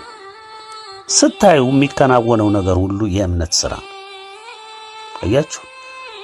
የእምነትና እግዚአብሔርን በመታመን የሚከናወን ሥራ ነው። ይስሐቅም ከአባቱ የተማረውን ነው የሚያከናውነው። የዚህ ዘመን ደግሞ ቀጣፊዎች ጥበብን ነው የሚሰብኩት፣ እምነትን አይደለም የሚሰብኩት። እምነት መስበክ ከቀረ ቆየ ወገኖቼ። ምናልባት እምነት ነው የምንማረው ብላችሁ የምትመላለሱ ካላችሁ እምነት አይደለም አሁን እየተሰበከ ያለው። እየተሰበከ ያለው ጥበብ ነው፣ ብልሃት ነው፣ ስልት ነው፣ ዘዴ ነው፣ ሳይንሳዊ ትንታኔ ነው፣ የሳይንሳዊ እምነት ነው። ዛሬ የሚሰበክልህ ይሄ ነው። የትም መድረክ ላይ ሂዱ፣ የትም ቦታ ሂዱ፣ የትኛውም መምህር፣ የትኛውም ሊቅ፣ ጠበብት፣ ጳጳስ ሁሉም ከሳይንስ ጋር የተያዘ ስልት ነው የሚነግርህ። እግዚአብሔርን በጥበብ ፈልግ ነው የሚልህ። እግዚአብሔርን በእምነት አይደለም ዓይንህ የሚለው። እግዚአብሔር በጥበብ በዘዴ በብልሃት ከዓለም ጋር ተመሳስለ ስጋህን አጎልምሰ ከዓለም በገበየኸው መነጽር ፈልገው። ዩኒቨርሲቲ፣ ኮሌጅ፣ የተለያዩ ትምህርት ቤት ትገባለህ፣ ማዕረግ ታገኛለህ፣ ዲግሪ ምናምን ትሰበሰባስባለህ። ያ መነጽር አጥልቀሃል። በዛ መነጽርነት ነው እግዚአብሔርን የምትፈልገው። አባቶቻችን ግን በጥበብ አይደለም መነጽርነት እግዚአብሔርን የፈለጉት፣ በእምነት ነው። ልዩነታችን እኮ ይሄ ነው ወገኖቼ፣ ልዩነቱ ይሄ ነው። ዛሬም ህልመኞች፣ ቅዠታሞች ምን የማይሰጠን ስም የለ፣ ስድብ የለም። ለምን? በእምነት ይሄ ይሆናል ስላለን። ኢትዮጵያ የዓለም ብርሃን ናት። ኢትዮጵያ የዓለም ገዢ ናት። ኢትዮጵያ ርስተ ድንግል ናት። ኢትዮጵያ የሥላሴ ክብራቸው መገለጫና መመስገኛ ምድር ናት። ኢትዮጵያዊነት ዓለምን አሸንፏል። ኢትዮጵያ ዓለምን ነገ ትገዛለች። ምርጫው የእግዚአብሔር ነው። ወሰነ። ውሳኔው የሰጠው እግዚአብሔር ነው። እኛ እንዲህ ነው ምናምነው። ይሄ እኮ ገና አልተከናወነም። ዛሬ ኢትዮጵያ እኮ ያለችበትን ሁኔታ ይኸው። ተበታተነች፣ ውዳቂ ምናምን፣ ዓለሜና ቃት በቃ ልትፈርስ ነው፣ ልትቆረስ ነው፣ ልትቦደስ ነው፣ ልትሸነሸን ነው። በቃ እኮ በቃላት፣ ተደመደመ፣ የተቀበረች ምን አየህ ወገኖች፣ እየሰማችሁ እያስተዋላችሁ እንዲህ እየተባለ ነው አሁን ያለው። እኛ ደግሞ እንዲህ አይሆንም። የአባቶቻችን ቃል አለ፣ እግዚአብሔር የገባው ቃል አለ፣ የተናገረው ቃል ኪዳን አለ። ቃል ገብቷል ከአባቶቻችን። ቃል ኪዳኑን ያጸናል። ለእኛም ለዞሮቻቸው ቃል ኪዳኑን ያጸናል። ኢትዮጵያ ነገ የእግዚአብሔር የክብሩ ማረፊያ ናት። ኢትዮጵያ ነገ የሚመሰገንባት የሚከብርባት፣ ባሮቹ ልጆቹ በደሙ የገዛቸው ያከበራቸው ልጆቹ የሚያከብሩት ዘወትር የሚያመሰግኑበት ምድር ናት። ዓለም ሁሉ በብርሃኗ የሚባረክባት ናት። ድንግል የምትከብርባት ናት። ለእኛ እናት ሆና እንጀራችን፣ ሀብታችን፣ በረከታችን ናት። በጉያዋ የምትሰበስበን ናት። የዚህ ሁሉ ባለቤቶች ነን። ኢትዮጵያ ነገ እንደዚህ ነው፣ ከፍ ነው የምትለው። ዓለም በከፍታዋ ነው የሚያያት። ዛሬ በረሃብተኝነቷ፣ ዛሬ በጠፊነቷ፣ ዛሬ በድቀቷ አይደለም የሚያያት፣ አይደለም። ነገ በዚህ ነው የሚያያት። ብርሃን ናት፣ ትገዛዋለች ዓለምን። ይሄ የኛ ውሳኔ አይደለም፣ እግዚአብሔር የወሰነው ነው። አልሰማም አልክ፣ አላዳምጥም አልክ፣ አትስማ፣ አታዳምጥ። ነገ ኢትዮጵያ በኢትዮጵያ ዓለም ብርሃናዊ መንግስት ነው የምትገዛው። የሚገዛት ሕግጋተ ሥላሴ ነው። አትሰማም አይደለም? ይሄንን አዎ፣ አትስማ። እንዳትሰማ ተደርገህ ትቀበራለህ። ራቅ ተደርገህ ወደ ጨለማ ወደ እሳቱ ትጣላለህ። ከነዘር ከነምን አልሰማ ስላልክ የማሰማ ትውልድ ነህ፣ የዲያብሎስ ገንዘብ ነህ፣ ትሄዳለህ። አየህ፣ ዛሬም ይሄንን ነው የምንነግርህ። እውነቱ ይሄ ነው። ይስሐቅ የአባቶቹን መንገድ ነው የተከተለው። የአባቱን የአብርሃምን መንገድ ነው የተከተለው። ሲባርክም ልጆቹን ሲባርክ መንታ ሆነው የወጡትን ልጆችን ሲባርክ ኤሳውና ያዕቆብን እግዚአብሔር እንደመከረው ነው። በእግዚአብሔር በፈቀደው ምርጫ ነው እሱም በረከቱን ያጸናው። የእምነት ሰው ነው፣ በእምነት ነው የሚሄደው። ልጁን ሲመራ ምን አለ? የአባቶቼ አምላክ ይከተልሃል ነው እኮ ያለው። የአባቶቼ አምላክ ይከተልሃል። የአብርሃም የአባቱ አምላክ ይከተልሃል፣ ካንተ ጋር ይሆናል፣ ዘርህንም ሁሉ ይባርካል ነው እኮ ያለው። ያዕቆብን ሲሰድ ለሚስት ሂድ ዘመዶቼ ጋር እዛው ሚስትንም ትዳርንም ትመሰርታለህ ሂድ እኮ ነው ያለው። ባርኮ በዚህ ህይወት ነው እየተጓዛችሁ ያላችሁት። ኢትዮጵያ ዓለም ብርሃን ቤተሰብ ዛሬ በዚህ መንገድ እየተጓዘ ነው ያለው። የእምነት ሰራዊት ነው። ደግሜ ልንገር፣ የኢትዮጵያ ዓለም ብርሃን ቤተሰብ ቅን የዋህት ህዝብ የእምነት ሰራዊት ነው። የእግዚአብሔር የእምነት ሰራዊት ነው። እውነተኛ የእግዚአብሔር ህዝብ ነው። እውነተኛ በእምነት የኖረው የአብርሃም ልጆች ናቸው። የቸሩ መድኃኔዓለም እውነተኛ ልጆች ናቸው። በእምነት አሻግረው የሚያዩ ናቸው። ይሄንን ልታስተውል ይገባል። በዚህ አንቆምም። ያዕቆብንም እንዳስሰዋለን።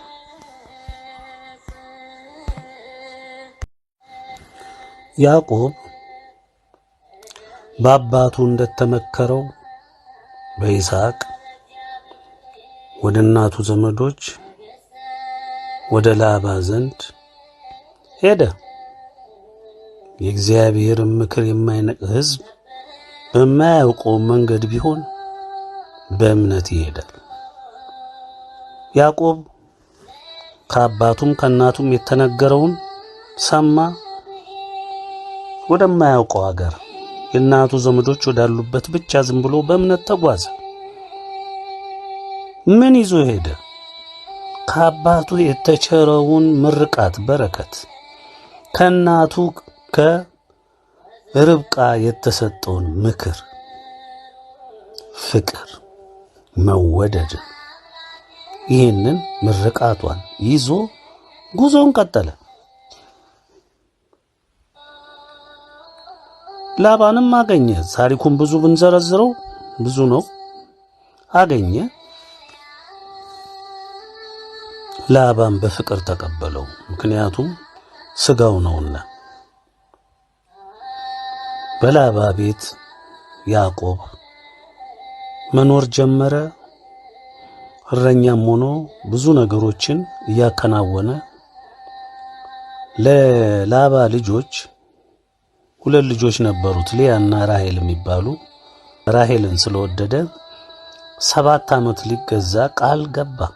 ለማ ለላባ እና ያንን 7 ዓመት እየተገዛ አገለገለ።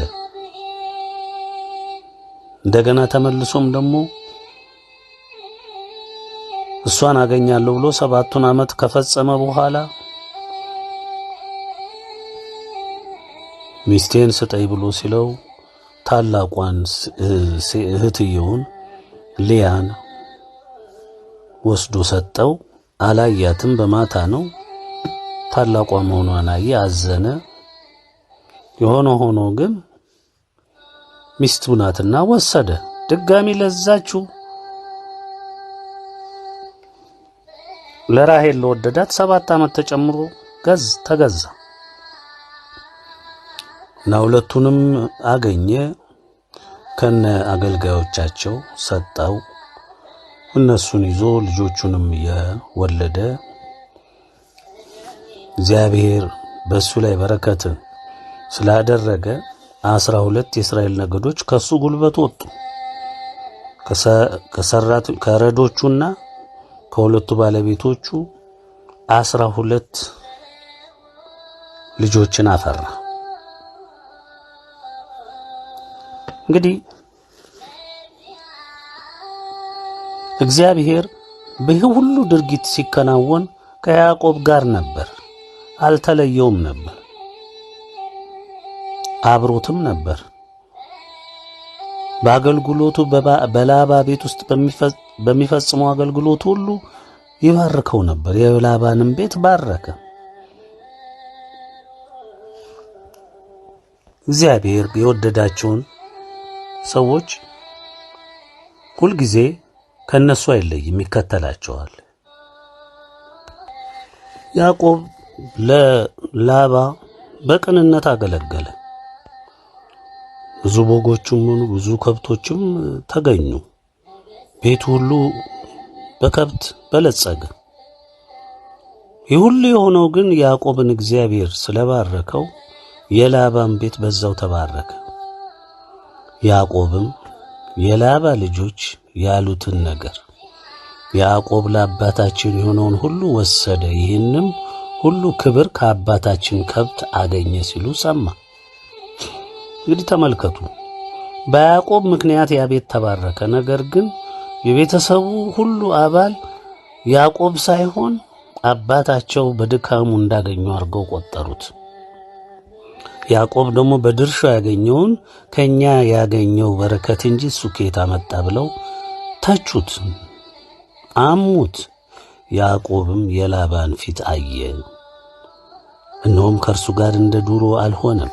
እግዚአብሔርም ይህንን ካየ በኋላ የያዕቆብን መከፋት ካየ በኋላ እግዚአብሔርም ያዕቆብን ወደ አባትህ ምድር ወደ ዘመዶችም ተመለስ፣ ካንተም ጋር እሆናለሁ አለው። ያዕቆብም ልኮ ራሔልንና ልያን ወደ በጎቹ ስፍራ ወደ ሜዳ ጠራቸው፣ እንዲህም አላቸው፣ የአባታችሁ ፊት ከኔ ጋር እንደ ዱሮ እንዳልሆነ አያለሁ። ነገር ግን የአባቴ አምላክ ከኔ ጋር ነው። ልብ ብላችሁ ተመልከቱ። በእምነት የሚጓዘው ሰው ቢጠላው፣ ሰው ቢነቅፈው፣ ሰው ቢያሳድደው እውነትን ይዞ እስከቆመ ድረስ እግዚአብሔር ከዛ ከእውነተኛ ሰው ጋር ነው የሚቆመው። ያዕቆብም አካሄዱ ሁሉ ከእውነት ጋር ነበር። ስለዚህ እግዚአብሔር ደግሞ በበረከትም ይከተለው ነበር። የአባቱን ምርቃት ያገኘ ሰው ስለነበር እግዚአብሔር ለአብርሃም የገባውን ቃል ኪዳን አሁንም ከይስሐቅ ጋር አደረገ። ከይስሐቅ ቀጥሎ ደግሞ በያዕቆብ ላይ አሳረፈ።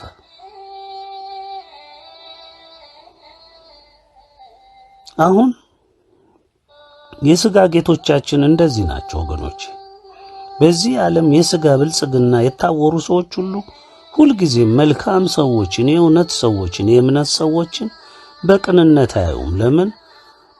እነሱ ላይ ያለው መንፈስ ክፉ መንፈስ እንጂ መልካም መንፈስ ስላልሆነ፣ በእነዚህ ዘንድ ደግሞ የእውነት መንፈስ እግዚአብሔርን የሚፈራ እውነትን የሚያነግስ ሕሊናና ልቡና ስላላቸው በሁለቱ መሃል ሁልጊዜ ግጭት እንጂ ስምምነት አይኖርም።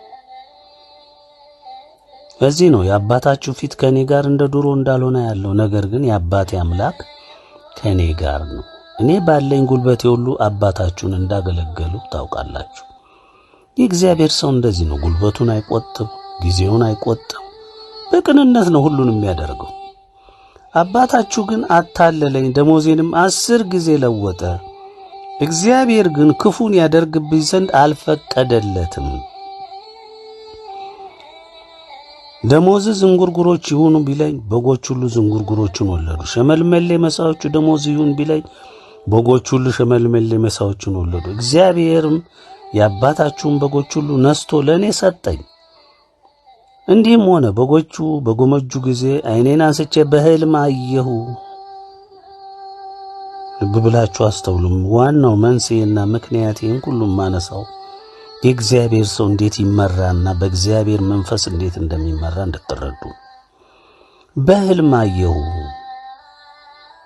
እነሆም በበጎችና በፍየሎች ላይ የሚንጠላጠሉት የበጎችና የፍየሎች አውራዎች፣ ሸመልመሌ መሳዎችና ዝንጉርጉሮች ነቁጣ ያለባቸውም ነበሩ። የእግዚአብሔርም መልአክ በሕልም ያዕቆብ ሆይ አለኝ። የእግዚአብሔርም መልአክ በሕልም ያዕቆብ ሆይ አለኝ። እኔም እነሆኝ አልሁት። እሱ እንዲህም አለኝ፣ ዓይንን አቅንተይ በበጎችና በፍየሎች ላይ የሚንጠላጠሉት የበጎችና የፍየሎች አውራዎች፣ ሸመልመሌ መሳዎችና ዝንጉርጉሮች ነቁጣ ያለባቸውም ናቸው። ላባ በአንተ ላይ የሚያደርገውን ሁሉ አይቻለሁና ሐውልት የቀባህበት በዚያም ለእኔ ስለት የተሳለበት የቤተል አምላክ እኔ ነኝ። አሁንም ተነስተህ ከዚህ አገር ውጣ፣ ወደ ተወለድህበት ምድር ተመለስ። ራሔልና ልያም መልሰው እንዲህ አሉት፣ በአባታችን ቤት ለእኛ ድርሻችን ርስት በውኑ ቀርቶአልናልን? እኛ በእርሱ ዘንድ እንደ ባዕድ የተቆጠርን አይደለንምን? እርሱ እኛን ሸጦ ዋጋችንን በልቶአልና። አያችሁ። ስለዚህም እግዚአብሔር ከአባታችን የነሳው ይህ ሁሉ ሀብት ለእኛና ለልጆቻችን ነው። አሁንም እግዚአብሔር ያለህን ሁሉ አድርግ። ከዚህ ሁሉ እንግዲህ ራሔልም ልያም በእውነት አስተዋዮች ናቸው። እግዚአብሔር ያለህን ሁሉ አድርግ።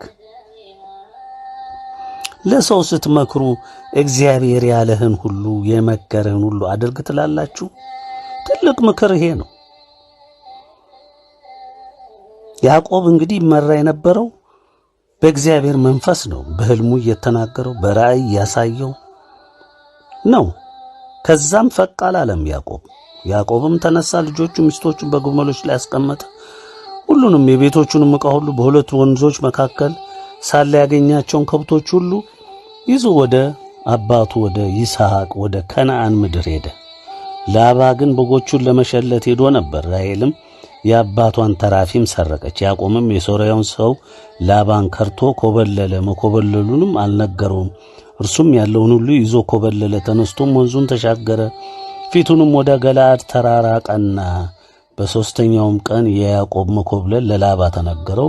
ከወንድሞቹ ጋር ሆኖ የ7 ቀን መንገድ ያህል ተከተለው። በገለዓድ ተራራም ላይ ደረሰበት። እግዚአብሔርም ወደ ሶርያው ሰው ወደ ላባ በሌሊት ሕልም መጥቶ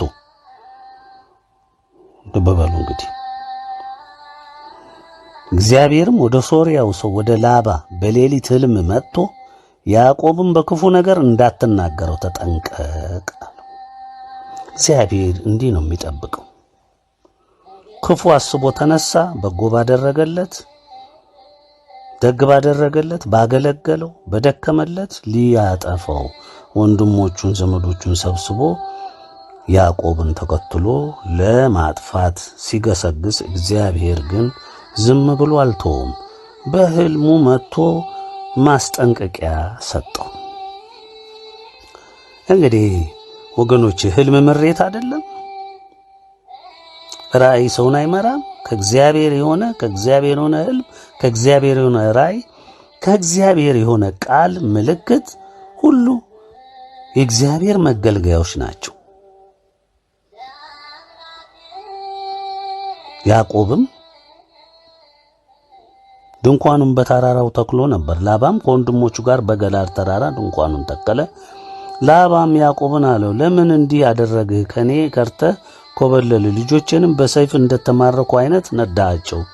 ስለምን በስውር ብሸሸ? ከኔም ከርተህ ስለምን ኮበለልህ? በደስታና በዘፈን በከበሮና በበገና እንድሰድህ ለምን አልነገርኸኝም? ወንዶችና ሴቶች ልጆችን እንድስም ስለምን አልፈቀድህልኝም? ይህንንም በስንፍና አደረግ። ክፉ አደረግባቸው ዘንድ ኃይል ነበረኝ። ነገር ግን የአባታችሁ አምላክ ትናንት ያዕቆብን በክፉ ነገር እንዳትናገረው ተጠንቀቅ ብሎ ነገረኝ።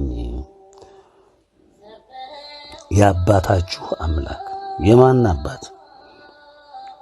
የያዕቆብ። እሱ ተናገረኝ።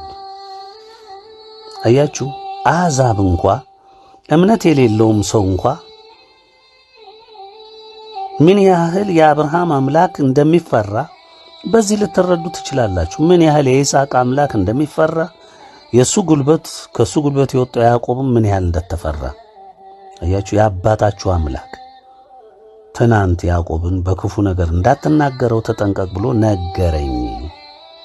አሁንም የአባትን ቤት ከናፈቅህ ሂድ፣ ነገር ግን አምላኮቼን ለምን ሰረቅህ?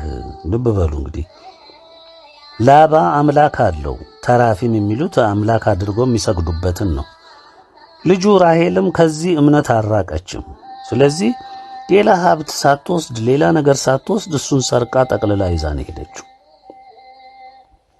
ግን ይህን መደረጉንም ደግሞ ያዕቆብ አያውቅም። ያዕቆብም መለሰ፣ ላባንም እንዲህ አለው፣ ልጆችን ከኔ የምትቀማኝ ስለመሰለኝና ስለፈራው ይህን አደረጉ።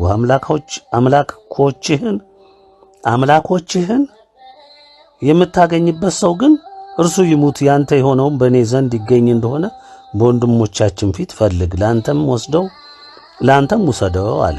ራሔል እንደሰረቀቻቸው ያዕቆብ አያውቅም ነበርና። ላባም ወደ ያዕቆብ ድንኳን፣ ወደ ልያ ድንኳን፣ ወደ ሁለቱም ባሪያዎች ድንኳን ገባ፣ ነገር ግን አላገኘም። ከልያም ድንኳን ወጥቶ ወደ ራሔል ድንኳን ገባ። ራሔል ተራፊሙን ወስዳ ከግመል ኮርቻ በታች ሸሸገች፣ በላዩም ተቀመጠችበት። ላባም ድንኳኑን ሁሉ ፈለጋ፣ አንዳችም አላገኘው። እርሷም አባቷን በፊትህ ለመቆም ስላልቻሉ አትቆጣብኝ፣ በሴቶች የሚደርስ ግዳጅ ደርሶብኛልና አለችው። እርሱም ፈለገ፣ ነገር ግን ተራፊሙን አላገኘም፣ ጣዖቱን አላገኘም። ያዕቆብም ተቆጣ፣ ላባንም ወቀሰው። ያዕቆብም መለሰ፣ ላባንም እንዲህ አለው፣ የበደልሁህ በደል ምንድን ነው? ኃጢአቴስ ምንድን ነው? ይህን ያህል ያሳደደኝ? አሁንም ዕቃዬን ሁሉ በረበርህ፣ ከቤት ዕቃ ሁሉ ምን አገኘ? እነርሱ በእኛ በሁለታችን መካከል ይፈርዱ ዘንድ በወንድሞቼና በወንድሞች ፊት አቅርበው። 20 ዓመት ሙሉ ከአንተ ጋር ነበሩ። በጎችና ፍየሎቹ አልጨነገፉም፣ የመንጎችም ጥቦቶች አልበላሁም። አውሬ የሰበረውን አላመጣሁልም ነበር። እኔ ስለ እርሱ እከፍልህ ነበሩ። በቀንም በሌሊትም የተሰረቀውን ከእጄ ትሻው ነበር። የቀን ሐሩር የሌሊት ቁር ይበላኝ ነበር፣ እንቅልፍም ከዓይኔ ጠፋ። እንዲሁ በአንተ ቤት 20 ዓመት ነበሩ። 14 ዓመት ስለ ሁለቱ ሴቶች ልጆች፣ 6 ዓመትም ስለ በጎች ተገዛሁልህ። ደሞዜንም 10 ጊዜ ለዋወጥሁ። የአባቴ የአብርሃም አምላክ የይስሐቅም ፍርሃት ከእኔ ጋር ባይሆንስ ዛሬ ባዶ እጄን በሰደድኸኝ ነበር። እግዚአብሔር መከራዬንና የእጆቼን ድካም አየ፣ ትናንትም ገሠጸህ። አያችሁ ወገኖች፣ እግዚአብሔር የእምነት ሰዎችን እንዴት ይመራ እንደነበር፣ የእግዚአብሔር ሰዎች ምን ያህል ቅን እንደነበሩ፣ ያዕቆብ በቅንነት 20 ዓመት እንዴት እንደተገዛ ይኸው የእግዚአብሔር ቃል ይነግረናል፣ ይመክረናል፣ ይነግረናል፣ ያስተምረናል።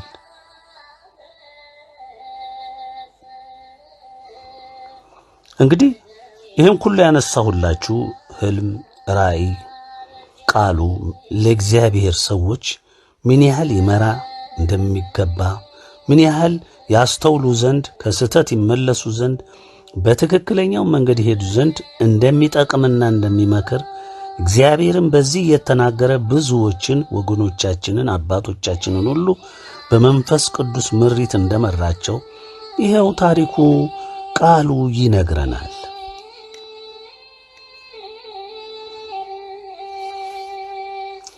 እንግዲህ ያዕቆብም መንገዱን ሄደ፣ የእግዚአብሔር መላእክትም ተገናኙት። ያዕቆብም ባያቸው ጊዜ እነዚህ የእግዚአብሔር ሰራዊት ናቸው አለ። የዚያንም ስፍራ ስም መሃናይም ብሎ ጠራው። እግዚአብሔር ለሚታመኑበት ሕልምም ራእይም ቃሉም አልፎ በግልጽም መላእክቶችን ልኮ ሁሉ ይመራል። ችግሩ ያለው ምንድን ነው? እኛ በእምነት ውስጥ እንጓዛለን ወይ? ችግራችን ይሄ ነው። እግዚአብሔር የሚፈልገው የሚያምንን ሰው ነው። ሁል ጊዜ በቃል ውስጥ ስትሄዱ የምትረዱት ምንድን ነው? እግዚአብሔር የሚደሰተው በእምነት እንጂ በእውቀትህ፣ በጥበብህ፣ በችሎታ፣ በዲስኩርህ በምታወራው አይደለም። በእምነትህ አሻግረ በእምነት በምታየው እምነትህ፣ በዛ ነው እግዚአብሔር ደስ የሚሰኘው። እንግዲህ ይሄ ከሆነ በኋላ እግዚአብሔር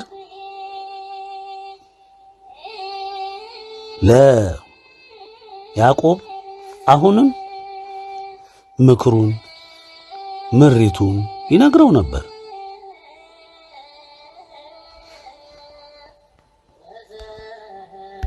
እንግዲህ ያዕቆብ በዛች ሌሊትም ተነሳ፣ ሁለቱም ሚስቶችና ሁለት ባሪያዎቹን 11ዱንም ልጆቹን ወስዶ የያቦቅን ወንዝ ተሻገረ። ወሰዳቸው፣ ወንዙንም አሻገራቸው፣ ከብቱን ሁሉ አሻገረ። ያዕቆብ ግን ለብቻው ቀረ። አንድም ሰው እስከ ንጋት ድረስ ይታገለው ነበር። ይህ ማለት ተኝቶ ማለት ነው። እንዳላሸነፈውም ባየ ጊዜ የጭኑን ሹሉዳ ነካው። የያዕቆብም የጭኑ ሹሉዳ ሲታገለው ደነዘዘ። እንዲህም አለው፣ ሊነጋ አቅላልቷልና ልቀቀኝ። እርሱም ካልባረከኝ አልለቅህም አለው። ልብ በሉ፣ ካልባረከኝ አልለቅህም አለው። እንዲህም አለው፣ ስምህ ማን ነው? እርሱም ያዕቆብ ነኝ አለው። ከእንግዲህ ወዲህ ስምህ እስራኤል ይባል እንጂ ያዕቆብ አይባል፣ ከእግዚአብሔር ከሰውም ጋር ታግለ አሸንፈሃልና። እዚህ ላይ ልትረዱ ይገባል፣ ልታስተውሉ ይገባል። በመልካምነታችሁ ነው የእግዚአብሔርን ፍቅር የእግዚአብሔርን በረከት ሁሉ አግኝታችሁ አሸንፋችሁ የምትጨብጡት።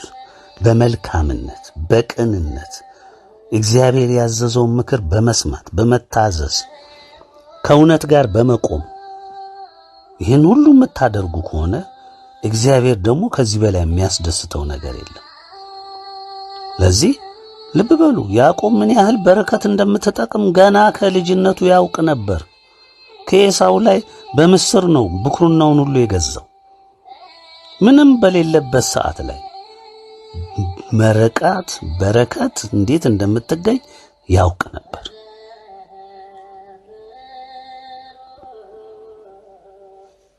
በዚያም ስፍራ ባረከው። ያዕቆብም እግዚአብሔርን ፊት ለፊት አየው፣ ሰውነቴም ደህና ቀረ ሲል የዚያም ቦታ ስም ጵኒኤል ብሎ ጠራው። ጵኒኤልንም ሲያልፍ ፀሐይ ወጣችበት፣ እርሱም በጭኑ ምክንያት ያነክስ ነበር። ስለዚህ የእስራኤል ልጆች እስከ ዛሬ ድረስ የወርችን ሹሉዳ አይበሉም። የያዕቆብን ጭን ይዞ የወርቹን ሹሉዳ አደንዝዟልና። ጵኒኤል የሚለውን በግዕዝ ቃል የግዕዝ መጽሐፉ ራእይ እግዚአብሔር ይለዋል። እንግዲህ ጵኒኤል ማለት ራእይ ያየበት ቦታ ነው። ይሄ እንግዲህ ልብ በሉ፣ ራእይም ምን እንደሆነ እዚሁ ላይ ተረዱት። ይህን ሁሉ ያነሳሁላችሁ ራእይ፣ ህልም፣ የእግዚአብሔር ቃል፣ ሌሎችም ምልክቶች ከእግዚአብሔር ሲመነጩ የእግዚአብሔርን ሕዝቦች ለመምራት፣ ለመምከር፣ ለማስተማር፣ ለመገሰጽ፣ ለመውቀስ የሚመጡ ናቸው። ይህንን የሚቀበሉ ደግሞ እነማን ናቸው? በእውነት እግዚአብሔርን የሚፈልጉ ሰዎች ናቸው። እግዚአብሔርም ወደሚሹት ዘንድ ይመጣል፣ ይናገራል፣ መልአኩን ይልካል፣ ያጽናናል፣ ይመክራል፣ ያስተምራል። እንግዲህ ይሄ ነው ታላቁነቱ፣ ሚስጥሩ ይሄ ነው። እኛ የእግዚአብሔርን ምክር በመስማታችን በእግዚአብሔር መንፈስ ቅዱስ መመራታችን ድምፁን መስማታችን በራእይም በሕልምም በቃልም በሚናገረን ሁሉ ሚስጥሮችን መረዳታችንና እግዚአብሔር ሊያደርግ የፈለገውን ሁሉ እንድንናገር ባዘዘበት ሁሉ በምንሰማው ሁሉ ምንድነው ስህተታችን? ከቃሉስ ምኑ የተጋጨ ነገር አለ? ሕልመኞች እያሉ የሚያፌዙብን። ልብ በሉ ወገኖቼ፣ የመጽሐፍቱ የብሉይም የአዲሱም ሊቅነን የሚሉ ናቸው ይሄንን ሁሉ የሚቀባጥሩት። የት እንዳገኙት ይሄንን መምህርነት እግዚአብሔር ይወቀው። ዛሬ መቼም የክብር ነገር የተባለን ሁሉ የማያጠልቃት የለም። ከየት ያምጣው ዘመኑ ማረጋገጫ የሌለው ጊዜ ስለሆነ በድጋፍና በቲፎዞ ስም እንዲከብር ይደረጋል። በድጋፍ በቲፎዞ መምህር ነው፣ ዶክተር ነው፣ ሊቅ ነው፣ ጠበብት ነው፣ ምኑ በቃ እየተቀባበሉ ስሙን ከፍ ከፍ የማድረግ ሥራ ይሰራል። ለምን? ያ ሰው ተቀባይነት እንዲያገኝ በሚሰሙት ዘንድ ተሰሚ እንዲሆን ተብሎ የስሞች ሁሉ ትልልቅ ስሞች እየተፈለጉ ይለጠፍለታል። እንግዲህ በዚህ መልክ ተደርጎም ከሆነ እግዚአብሔር ይፈትሻችሁ። ነገር ግን ከእግዚአብሔር ቃል ውስጥ ግን ስለ ሕልምም ስለ ራእይም ስለ ቃሉም ምሬት በግልጽ በየቦታው የተቀመጠና የተነገረ ነው። ለምሳሌ ያላነሳን እንጂ ወደፊትም ብንሄድ ነቢያቶችን እንዲሁ ነው። ሁሉም ነገስታቶችም ነቢያትም ሁሉ ከእግዚአብሔር ጋር የሚገናኙበት መንገድ ይሄው ነው። በሐዋርያት ዘመን እንኳን አንዱ ምሳሌ ብቻ እናንሳ። የጳውሎስን ሕይወት እናንሳ። ጳውሎስ የሕግ ሰው ነው። እግዚአብሔርንም የሚወድ ሰው ነው። በሕግ ውስጥ እያለም ይቀና የነበረ ሰው ነው ለእግዚአብሔር ሕግ። እንደ ጸሐፍት እንደ ፈሪሳውያን የከፋ ሕጉ ለምን ተጣሰ ብሎ ጌትም የእግዚአብሔርን ሰዎች ሐዋርያቱን ሁሉ ሲያሳድድ የነበረ ነው። እስጢፋኖስ ሲወገር ሲቀጠቀጥ ልብስ ይዞ ቆሞ ይመለከት የነበረና በጉዳዩ የተስማማ ነው። አልፎ ተርፎ እግዚአብሔርና ሕዝቦችን ጌታችን መድኃኒታችን ኢየሱስ ክርስቶስን ቸሩ መድኃኔዓለምንና በደሙ የገዛቸውን ያፈራቸውን ሐዋርያት ሁሉ ወደ ደረሱበት ሁሉ እየተከተለ የሚያሳድድ ነበረ ጳውሎስ። ከሀገሩ አልፎ ደብዳቤ አጽፎ እንደገና ደግሞ ወደ ሶሪያ ሄዶ ለማሳደድ ሲሄድ ወደ ደማስቆ በራእይ ጌታችን መድኃኒታችን ኢየሱስ ክርስቶስ ቸሩ መድኃኔዓለም ተገልጦ ዓይኑን በታላቅ ብርሃን ከዘጋ በኋላ ማነህ ብሎ ደነገጠ። ማነህ ነው ያለው። አንተ የምታሳድደኝ እኔ ኢየሱስ ክርስቶስ ነኝ ነው ያለው። የምታሳድደኝ ለምን? ልጆቹን በደሙ ያከበራቸው የገዛቸውን የታመኑ ባሮቹን ነበር የሚያሳድደው። እኔ አላወቅኩም አለ፣ ደነገጠ። በዛው በሶሪያ ወዳለው ሰው ቤት ላከው። ሄድ፣ እሱ ይጸልይልሃል፣ ከዛ በኋላ ምን እንደምታደርግ እሱ ይመክርሃል፣ ይነግርሃል። ከዛ በኋላ ዓይንህም ይገለጣል አለው። ሄደ። ጳውሎስ እጅግ ደነገጠ፣ አላወቀ። አሁን ግን በመንገዱ በምን መልክ እግዚአብሔር መለሰው? በራእይ ተገልጦ ይህንን ነገር ነገረው። አሁንም በራእይ እንደገና ለዛው ለደማስቆ ሰው ለእግዚአብሔር ሰው ጳውሎስ ወደ አንተ ይመጣልና ተቀበለው፣ አስተምረው፣ ምከረውና መንገዱን አሳየው ብሎ ቀድሞ እግዚአብሔር እዛም ተናገረ። ጳውሎስ እንደተባለው ሄደ። ያንንም ሰው አገኘ። ጳውሎስ ዛሬ የምታዩትን አስደናቂ ምርጥ ቃል ሆነ የእግዚአብሔር ምርጥ ዕቃ፣ ታላቁን መንፈሳዊ ተጋድሎ የተጋደለ ጀግና። ታዲያ በምን ነበር እግዚአብሔር ያናግረው የነበረው?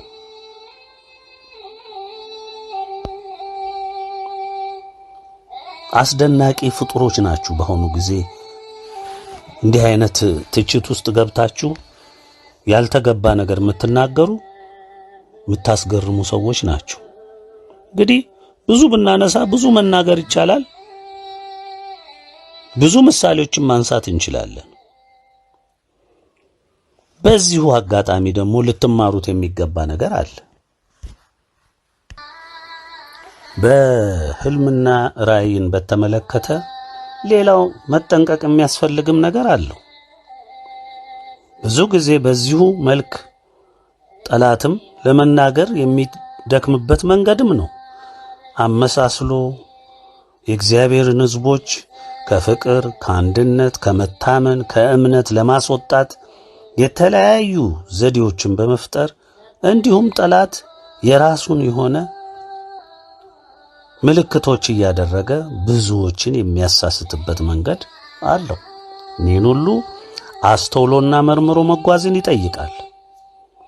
ከእግዚአብሔር የሆነ እንደሆነ በቃሉም መመርመርና ማስተዋል ያስፈልጋል። በጸሎትና በጾም ደግሞ ያልተረዱትን ምስጢር ወደ እግዚአብሔር አቅርቦ መረዳት ያስፈልጋል።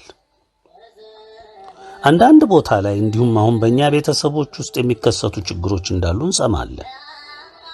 በመንፈስ የተያዙ ደባል መንፈስ በላያቸው ያላቸው ገና ከዛ ያልተላቀቁ አንዳንድ ጊዜ ራሱ በእነሱ ላይ ሆኖ ያው መንፈስ መድኃኔዓለም ተናገረኝ፣ ድንግል ተናገረች፣ አርሴማ ተናገረችኝ ብለው በማህበር ውስጥ ጥርጣሬን ጠንካራ የሆኑ ወንድሞችን እህቶችን ደግሞ የማወክ የማሰናከል ስማቸውን የማጉደፍ አንዱን ሌላ ተናግረው አንዱን ሌላ እያሉ የማጋጨት እነዚህ ሁሉ ከጠላት የሚመነጩ ቋንቋዎች ናቸው። እንደዚህ በዚህ አይነት ስተት ውስጥ የወደቁትን ወንድሞች እህቶች ከዚህ ችግራቸው እስኪላቀቁ ድረስ ማህበሩን እንዲያውቁ መፈቀድ የለበትም። ማህበር የሚታነጸው የእግዚአብሔር ቤተሰብ ማህበር የሚታነጸው በእውነተኛ መልእክት፣ ፍቅርን በሚያጎለምስ እምነትን በሚያጠነክር መልእክት እንጂ ማህበር በሚበትን መልእክት አይደለም። ሌላው ትልቁ ልታስተውሉት የሚገባ ነገር አለ። እያንዳንዳችን በደለኛ ነን። እያንዳንዳችን በየቀኑም ቢሆን አጥፊ ነን። ከስተትም ወዝነን አናቅም። ሁልጊዜም ጸሎትም ስናደርግ ንስሐ የምንገባው ለዚህ ነው። ማረን የምንለው ለዚህ ነው። ይቅር በለን የምንለው ለዚህ ነው።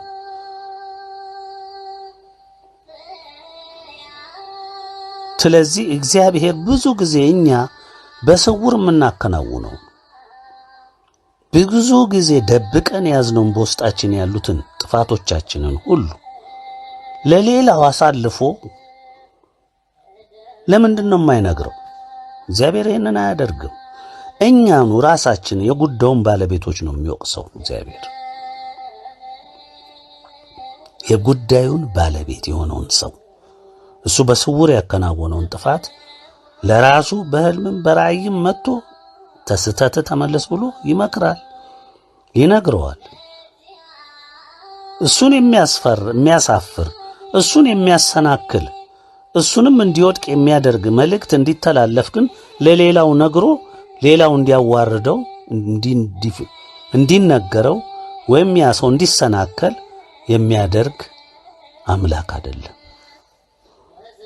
እንደ አቅማችን በእምነት ደረጃችን ሁሉ ተሸክሞን ግልገል ለሆኑትን ግልገሎቹን አቅፎ ጠቦቶቹን አቅፎ በቀስታ እየመራ ራሳቸውን የቻሉትን የጎለመሱትንም እንደዛው የሚመራ ቸሩ መድኃኔዓለም መልካም እረኛ ነው እንጂ የሚበትን አምላክ አይደለም። ስለዚህ በማህበር ውስጥ ሳይገባችሁ አንዳንድ ጊዜ ከጠላት ግፊት እየተደረገባችሁ ወይንም ራሳችሁ በዛው ወድቃችሁ ገና መፈወስና ከደባልም መንፈስ መላቀቅ ሲገባችሁ ማህበር የምታውቁ ካላችሁ የማህበሩ የመማክርቱ ኃላፊዎች፣ የጽዋ ኃላፊዎች እንደነዚህ አይነት ሰዎችን ወደ ሌላ ስፍራ ሄደው ወይ ጠበል ሄደው ወይ ለብቻቸው ባት ጸሎት ተይዞላቸው ከዛ ከከፋ ወጥመድ እንዲወጡ ማድረግ እንጂ በእነሱ ላይ ያለው መንፈስ የተለያዩ ነገር ሲናገር ያን እያደመጣችሁ ማህበራችሁ የምታውቁ ከሆናችሁ ገና የእምነቱ ምስጢር አልተረዳችሁም ማለት ነው። ስለዚህ በዚህ ጉዳይ ላይ እንደዚህ የሚያውቁ ካሉ ማህበሩ ወይም ጽዋ ማህበሩ ወይም መማክርቶች ተገናኝታችሁ ከዚህ ስፍራ ላይ ገለል እንዲሉ ማድረግ አለባችሁ። እዛ ውስጥ የሚተላለፍ መልእክት ከእግዚአብሔር የሆነ በማህበሩ ሲተላለፍ ማህበሩ ያቺ ቤተክርስቲያን ናት። ያን ለማነጽ እንጂ ለማፍረስ የሚነገር ነገር ሁሉ ከዲያብሎስ ነው። የወንድማማችነትን ስሜት ለማጥፋት የሚነገር ሁሉ ከጠላት ነው። አንዱን ካንዱ ለማጋጨት የሚሰነዘር ሁሉ ይሄ ሁሉ ከጠላት ነው።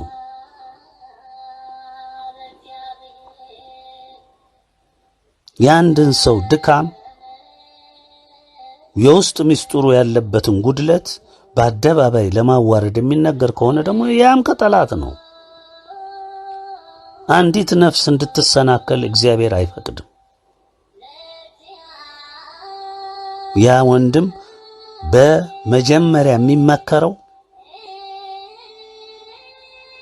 ስተቱን እንኳን ያወቀ ሰው ቢኖር በግሉ ሄዶ መምከር፣ ያንንም የመከረው ምክር ደግሞ ያ ሰው በትክክል ለመፈጸሙ ደግሞ ሲያምንበት ንስሐ እንዲገባ እንዲታረም ነው የሚደረገው። ስርዓት አለው። የሁሉ ነገር ማስተማሪያ መንገድ አለው፣ ስርዓቶች አሉት።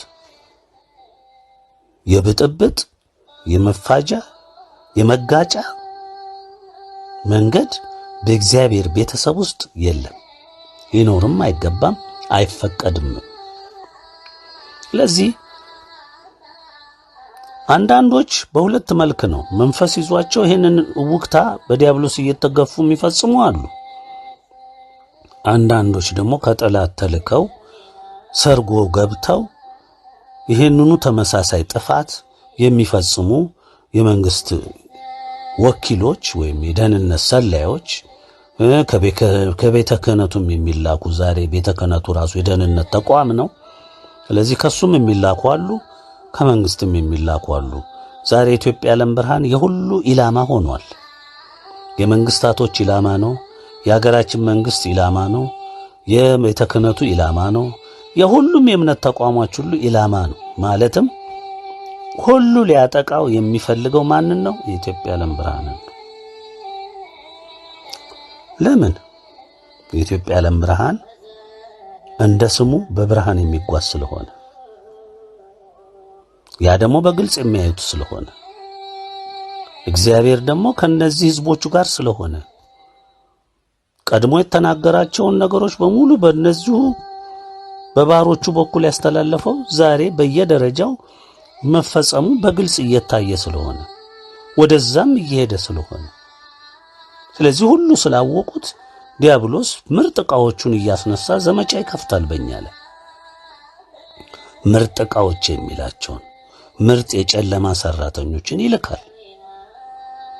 ዛሬ በአደባባይ በይፋ እንደምትሰሙት ሁሉ ቦታ ላይ አጀንዳኛ ነን። ስለ ህልምና ራእይ ይህን ያህል የተናገርነው የእናንተው አንድ ያነገሳችሁት ርዕሰ ሊቃውንት ነኝ የሚል ህልመኞች እያለ ማፌዙ ነው። እኛ የት ቦታ ሊቅ እንደሆነ የት ቦታ ስም መስጠት ችግር የለባችሁም። እናንተ መሾም ምን የፈለጋችሁትን ስም ትሰጣላችሁ፣ የአይጥ ምስክር ድንቢጥ ስለሆነ።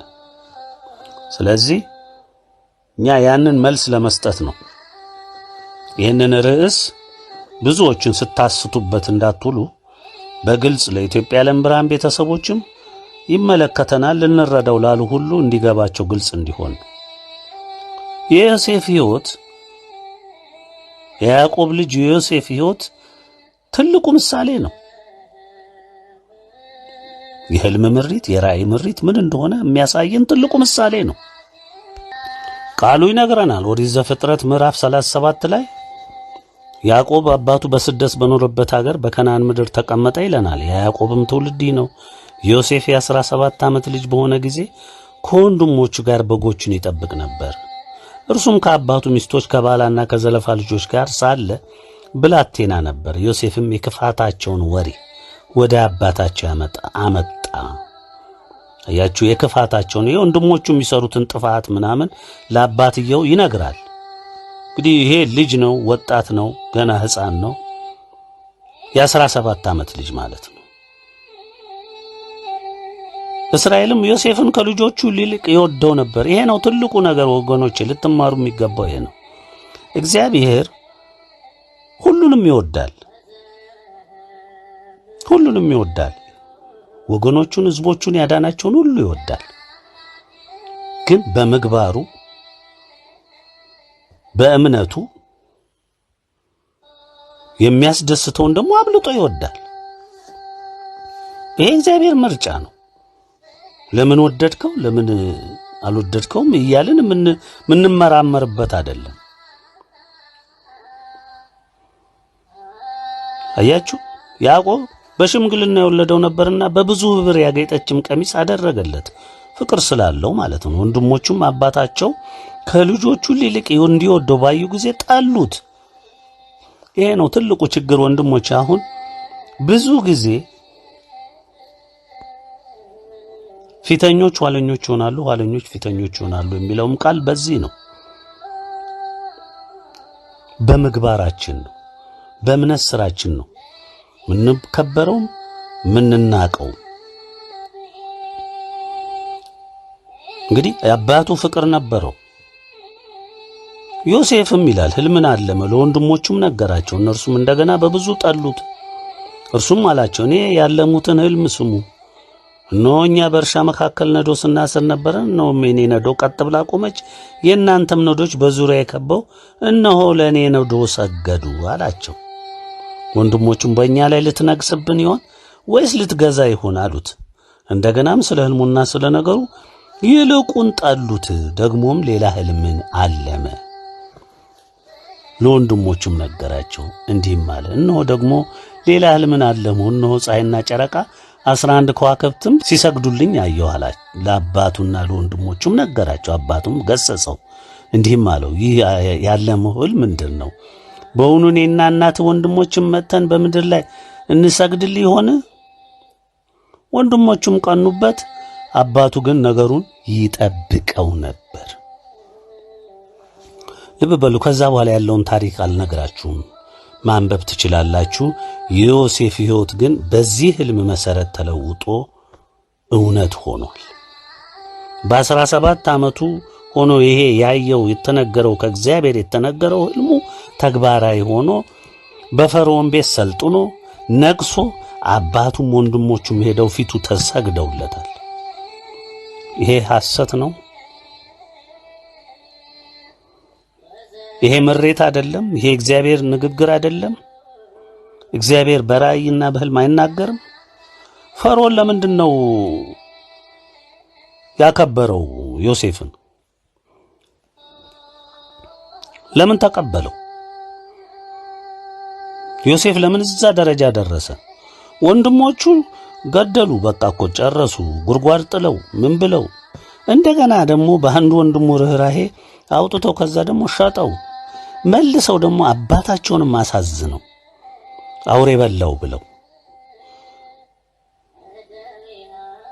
ስንት ግፍ ሰርተው፣ እግዚአብሔር ግን ዮሴፍን በተሸጠበት አገር ሁሉ እየተከተለ ከዮሴፍ አልተለየም። ይኸው ቃሉ ነው የሚነግር፣ አንብቡ። እግዚአብሔር አልተለየውም። የእውነት ሰው ነው ዮሴፍ። በቃ የተናገረው ነው የተናገረው። ቅን ነው ዮሴፍ። ለአባቱም ፍቅር አለው። ታማኝ ነው። ታዛዥ ነው። እውነትን ያነገሰ ሰው ነው። እግዚአብሔር ደግሞ ወደደው። ስለዚህ አነሳው ከትቢያ። በእውቀት ነው ዮሴፍ እዛ ላይ ወጣው። በጥበብ ነው። አስኳላ ገብቶ ጨርሶ ነው። ሊቅ ሆኖ ነው። ጠበብት ሆኖ ነው። በየት ነው እንደዛ ከፍ ከፍ ያለው? እግዚአብሔር ከዛ ከሕፃንነቱ ብድግ አድርጎ እያሳደገው የመጣው ከየት ጋር ነው? ዮሴፍ እስር ቤት ገባ። የተሸጠበት ባርነት ነው የተሸጠው። በዛ በተሸጠበት ቤት እግዚአብሔር ከፍ አደረገው። ጠላት ደግሞ የጶጢፋርያን ሚስት ጋለባት። ልጁን ለማሰናከል ደከመች። ዮሴፍ ግን በእግዚአብሔር መንፈስ የበረታ ስለነበረ የጌታውን ክብር የጌታውን አደራ አከበረ። እሷ ግን በክፉ ስም ባልሰራው ሥራ ወንጅላ እስር ቤት እንዲገባ አረገችው። እስር ቤትም ቢገባ እግዚአብሔር አብሮት እዛ ገባ። ዮሴፍን እንደገና አከበረ፣ አነሳ፣ አወጣ። ያው ታውቁታላችሁ ታሪኩን፣ ግልጽ ነው። ሁለት የፈርዖን ባለሟሎች ታስረው እዛ ገቡ። ሐለሙ ሕልም፣ እንደ ሕልማቸው ተረጎመላቸው ዮሴፍ እዛው እስር ቤት ውስጥ። እንዳተረጓጎሙ አንዱ ተገደለ፣ ተሰቀለ፣ አንደኛው ደግሞ ወደ ክብሩ ተመለሰ። እግዚአብሔር እንዴት እንደሚያመቻች ለባሮቹ እንዴት እንደሚመራቸው ሕይወታቸውን እንዴት እንደሚቀይረው ቃሉ ይነግረናል፣ ያስተምረናል። የኢትዮጵያ ዓለም ብርሃን ቤተሰብ እውነትን ተከትሎ የሚሄድ እግዚአብሔር ሕይወቱን የሚያቃናለት አብሮት የሚጓዝ በመንፈስ ቅዱስ ኃይል የሚመራው የሚባርከው እውነተኛ የተዋህዶ ሕዝብ ነው።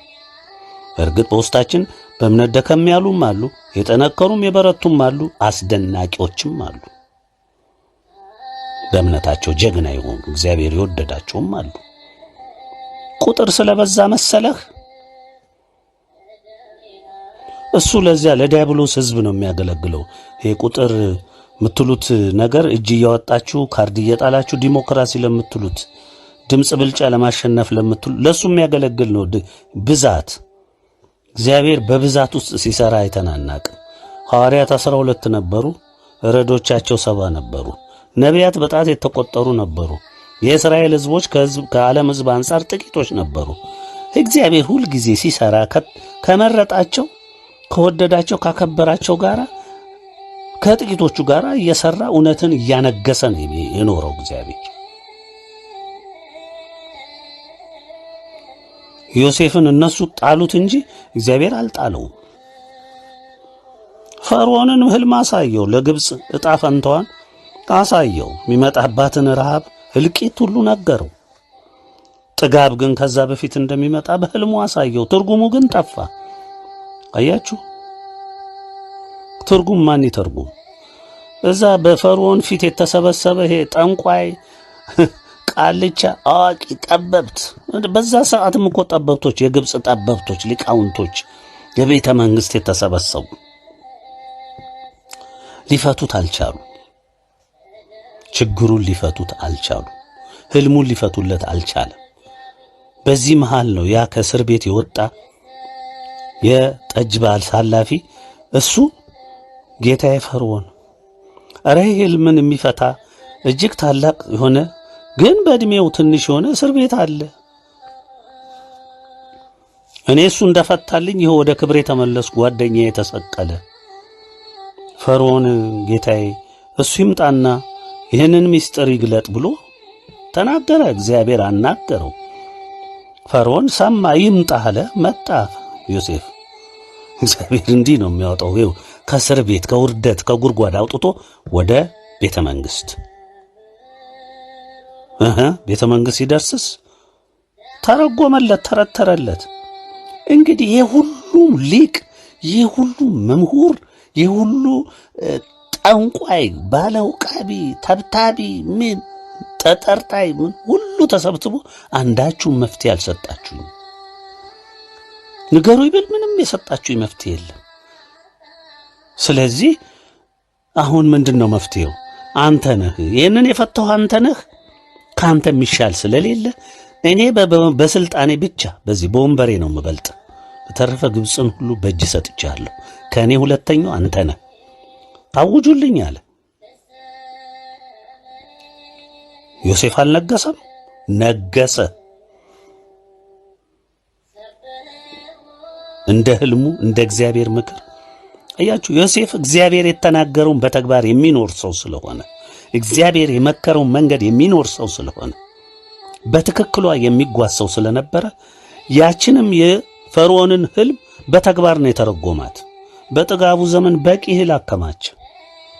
ረሃቡ ሲመጣ የ7 ዓመት የጥጋብ ዘመን አለፈ። ረሃቡ ሲመጣ ደግሞ እሱ አልተቸገረም፣ በበቂ ክምችት ይዞ ስለነበር።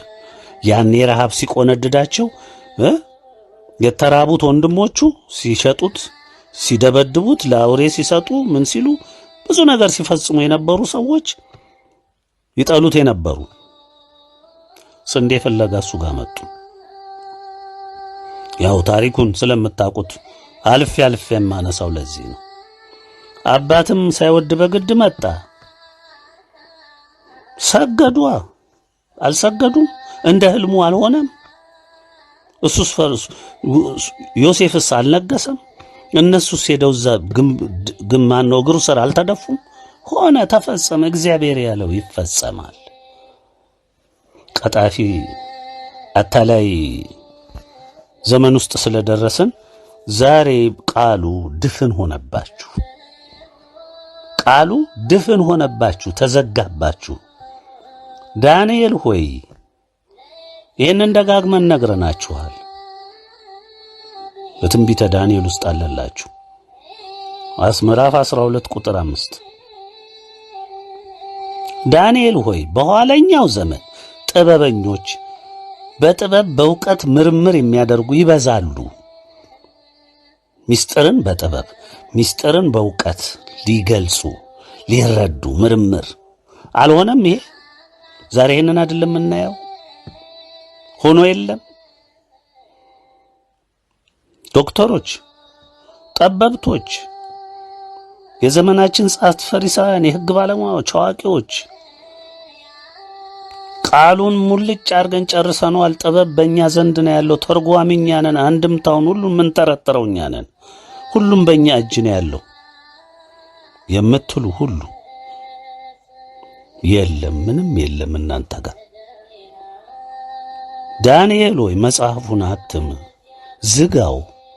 በኋለኛው ዘመን ምርምር ስለሚበዛ ተመራማሪዎች፣ አዋቂዎች፣ ጠበብቶች ስለሚበዛ፣ አንተ ግን መጽሐፉን ዝጋው፣ አትመው። ምን ማለት ነው? በቃ ተዘጋባችሁ። ተሸክማችሁት ብዞሩ መጽሐፉን ቃሉን እስካልኖራችሁበት ድረስ በዘመን ሁሉ እግዚአብሔር ቃሉን እንደሚተረጉመውና እንደሚተገብረው በእምነት ሰዎች ሕይወት ውስጥ ሁሉ ሕያው እንደሚያደርገው የማትረዱ ከሆነ ስለ ሰው ልጅ እግዚአብሔር የከፈለውን የፍቅር ዋጋ ቦታ ማሰጡ ከሆነ እናንተ ማን ናችሁ? ሕዝቡን ሁሉ ወደ ገደል የሰደዳችሁ ያጠፋችሁ ይቺን ምስኪን አገራችንን እግዚአብሔር ግን የባረካትን አገር ለጠላት አሳልፋችሁ የሰጣችሁ የእግዚአብሔርን መመለኪያ የእውነተኛይቱን ቦታ ተዋሕዶ ኦርቶዶክስ ቤተክርስቲያናችንን ሸጣችሁ የለወጣችሁ ደፋሮች ደግሞ አሁንም በድፍረት ጉባኤ ስብሰባ ማን ናችሁ እናንተ?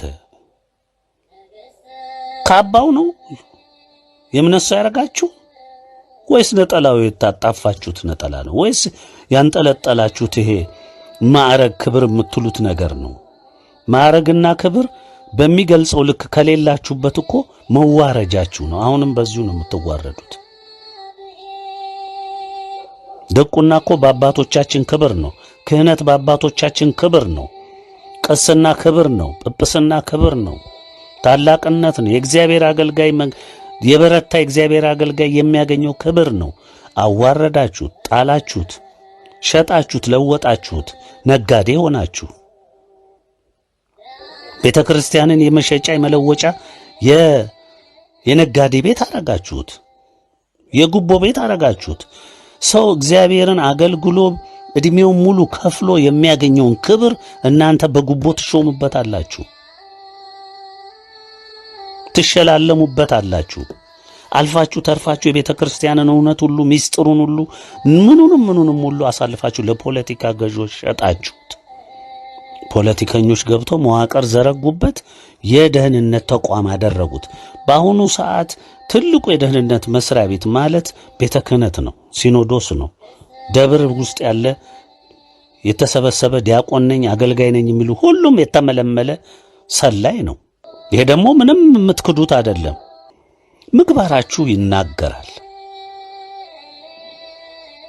ብዙ መናገር ይቻላል ስለናንተ። ስለዚህ የመጨረሻ የምናስጠነቀቃችሁ ነገር አለ።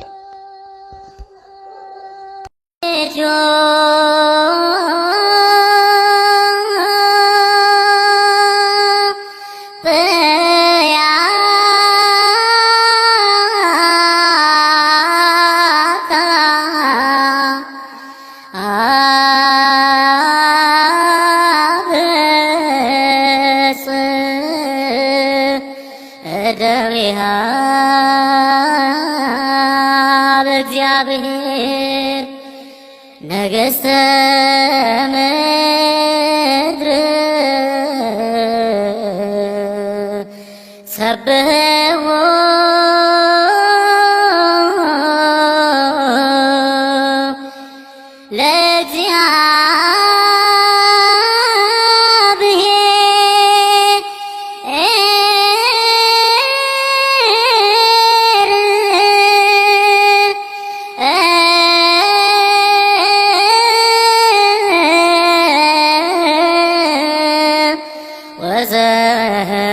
ወዘምሩ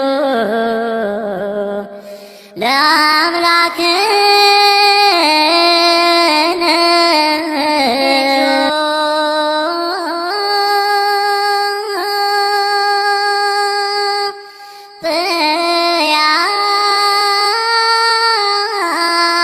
ጥያታ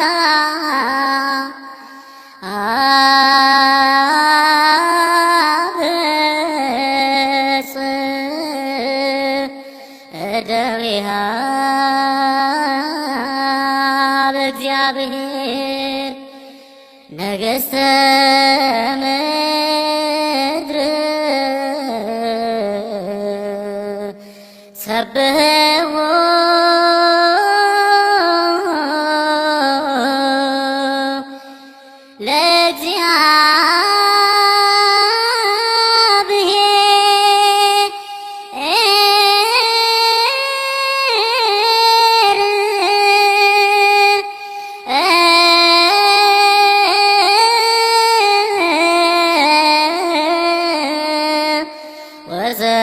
ወዘምሩ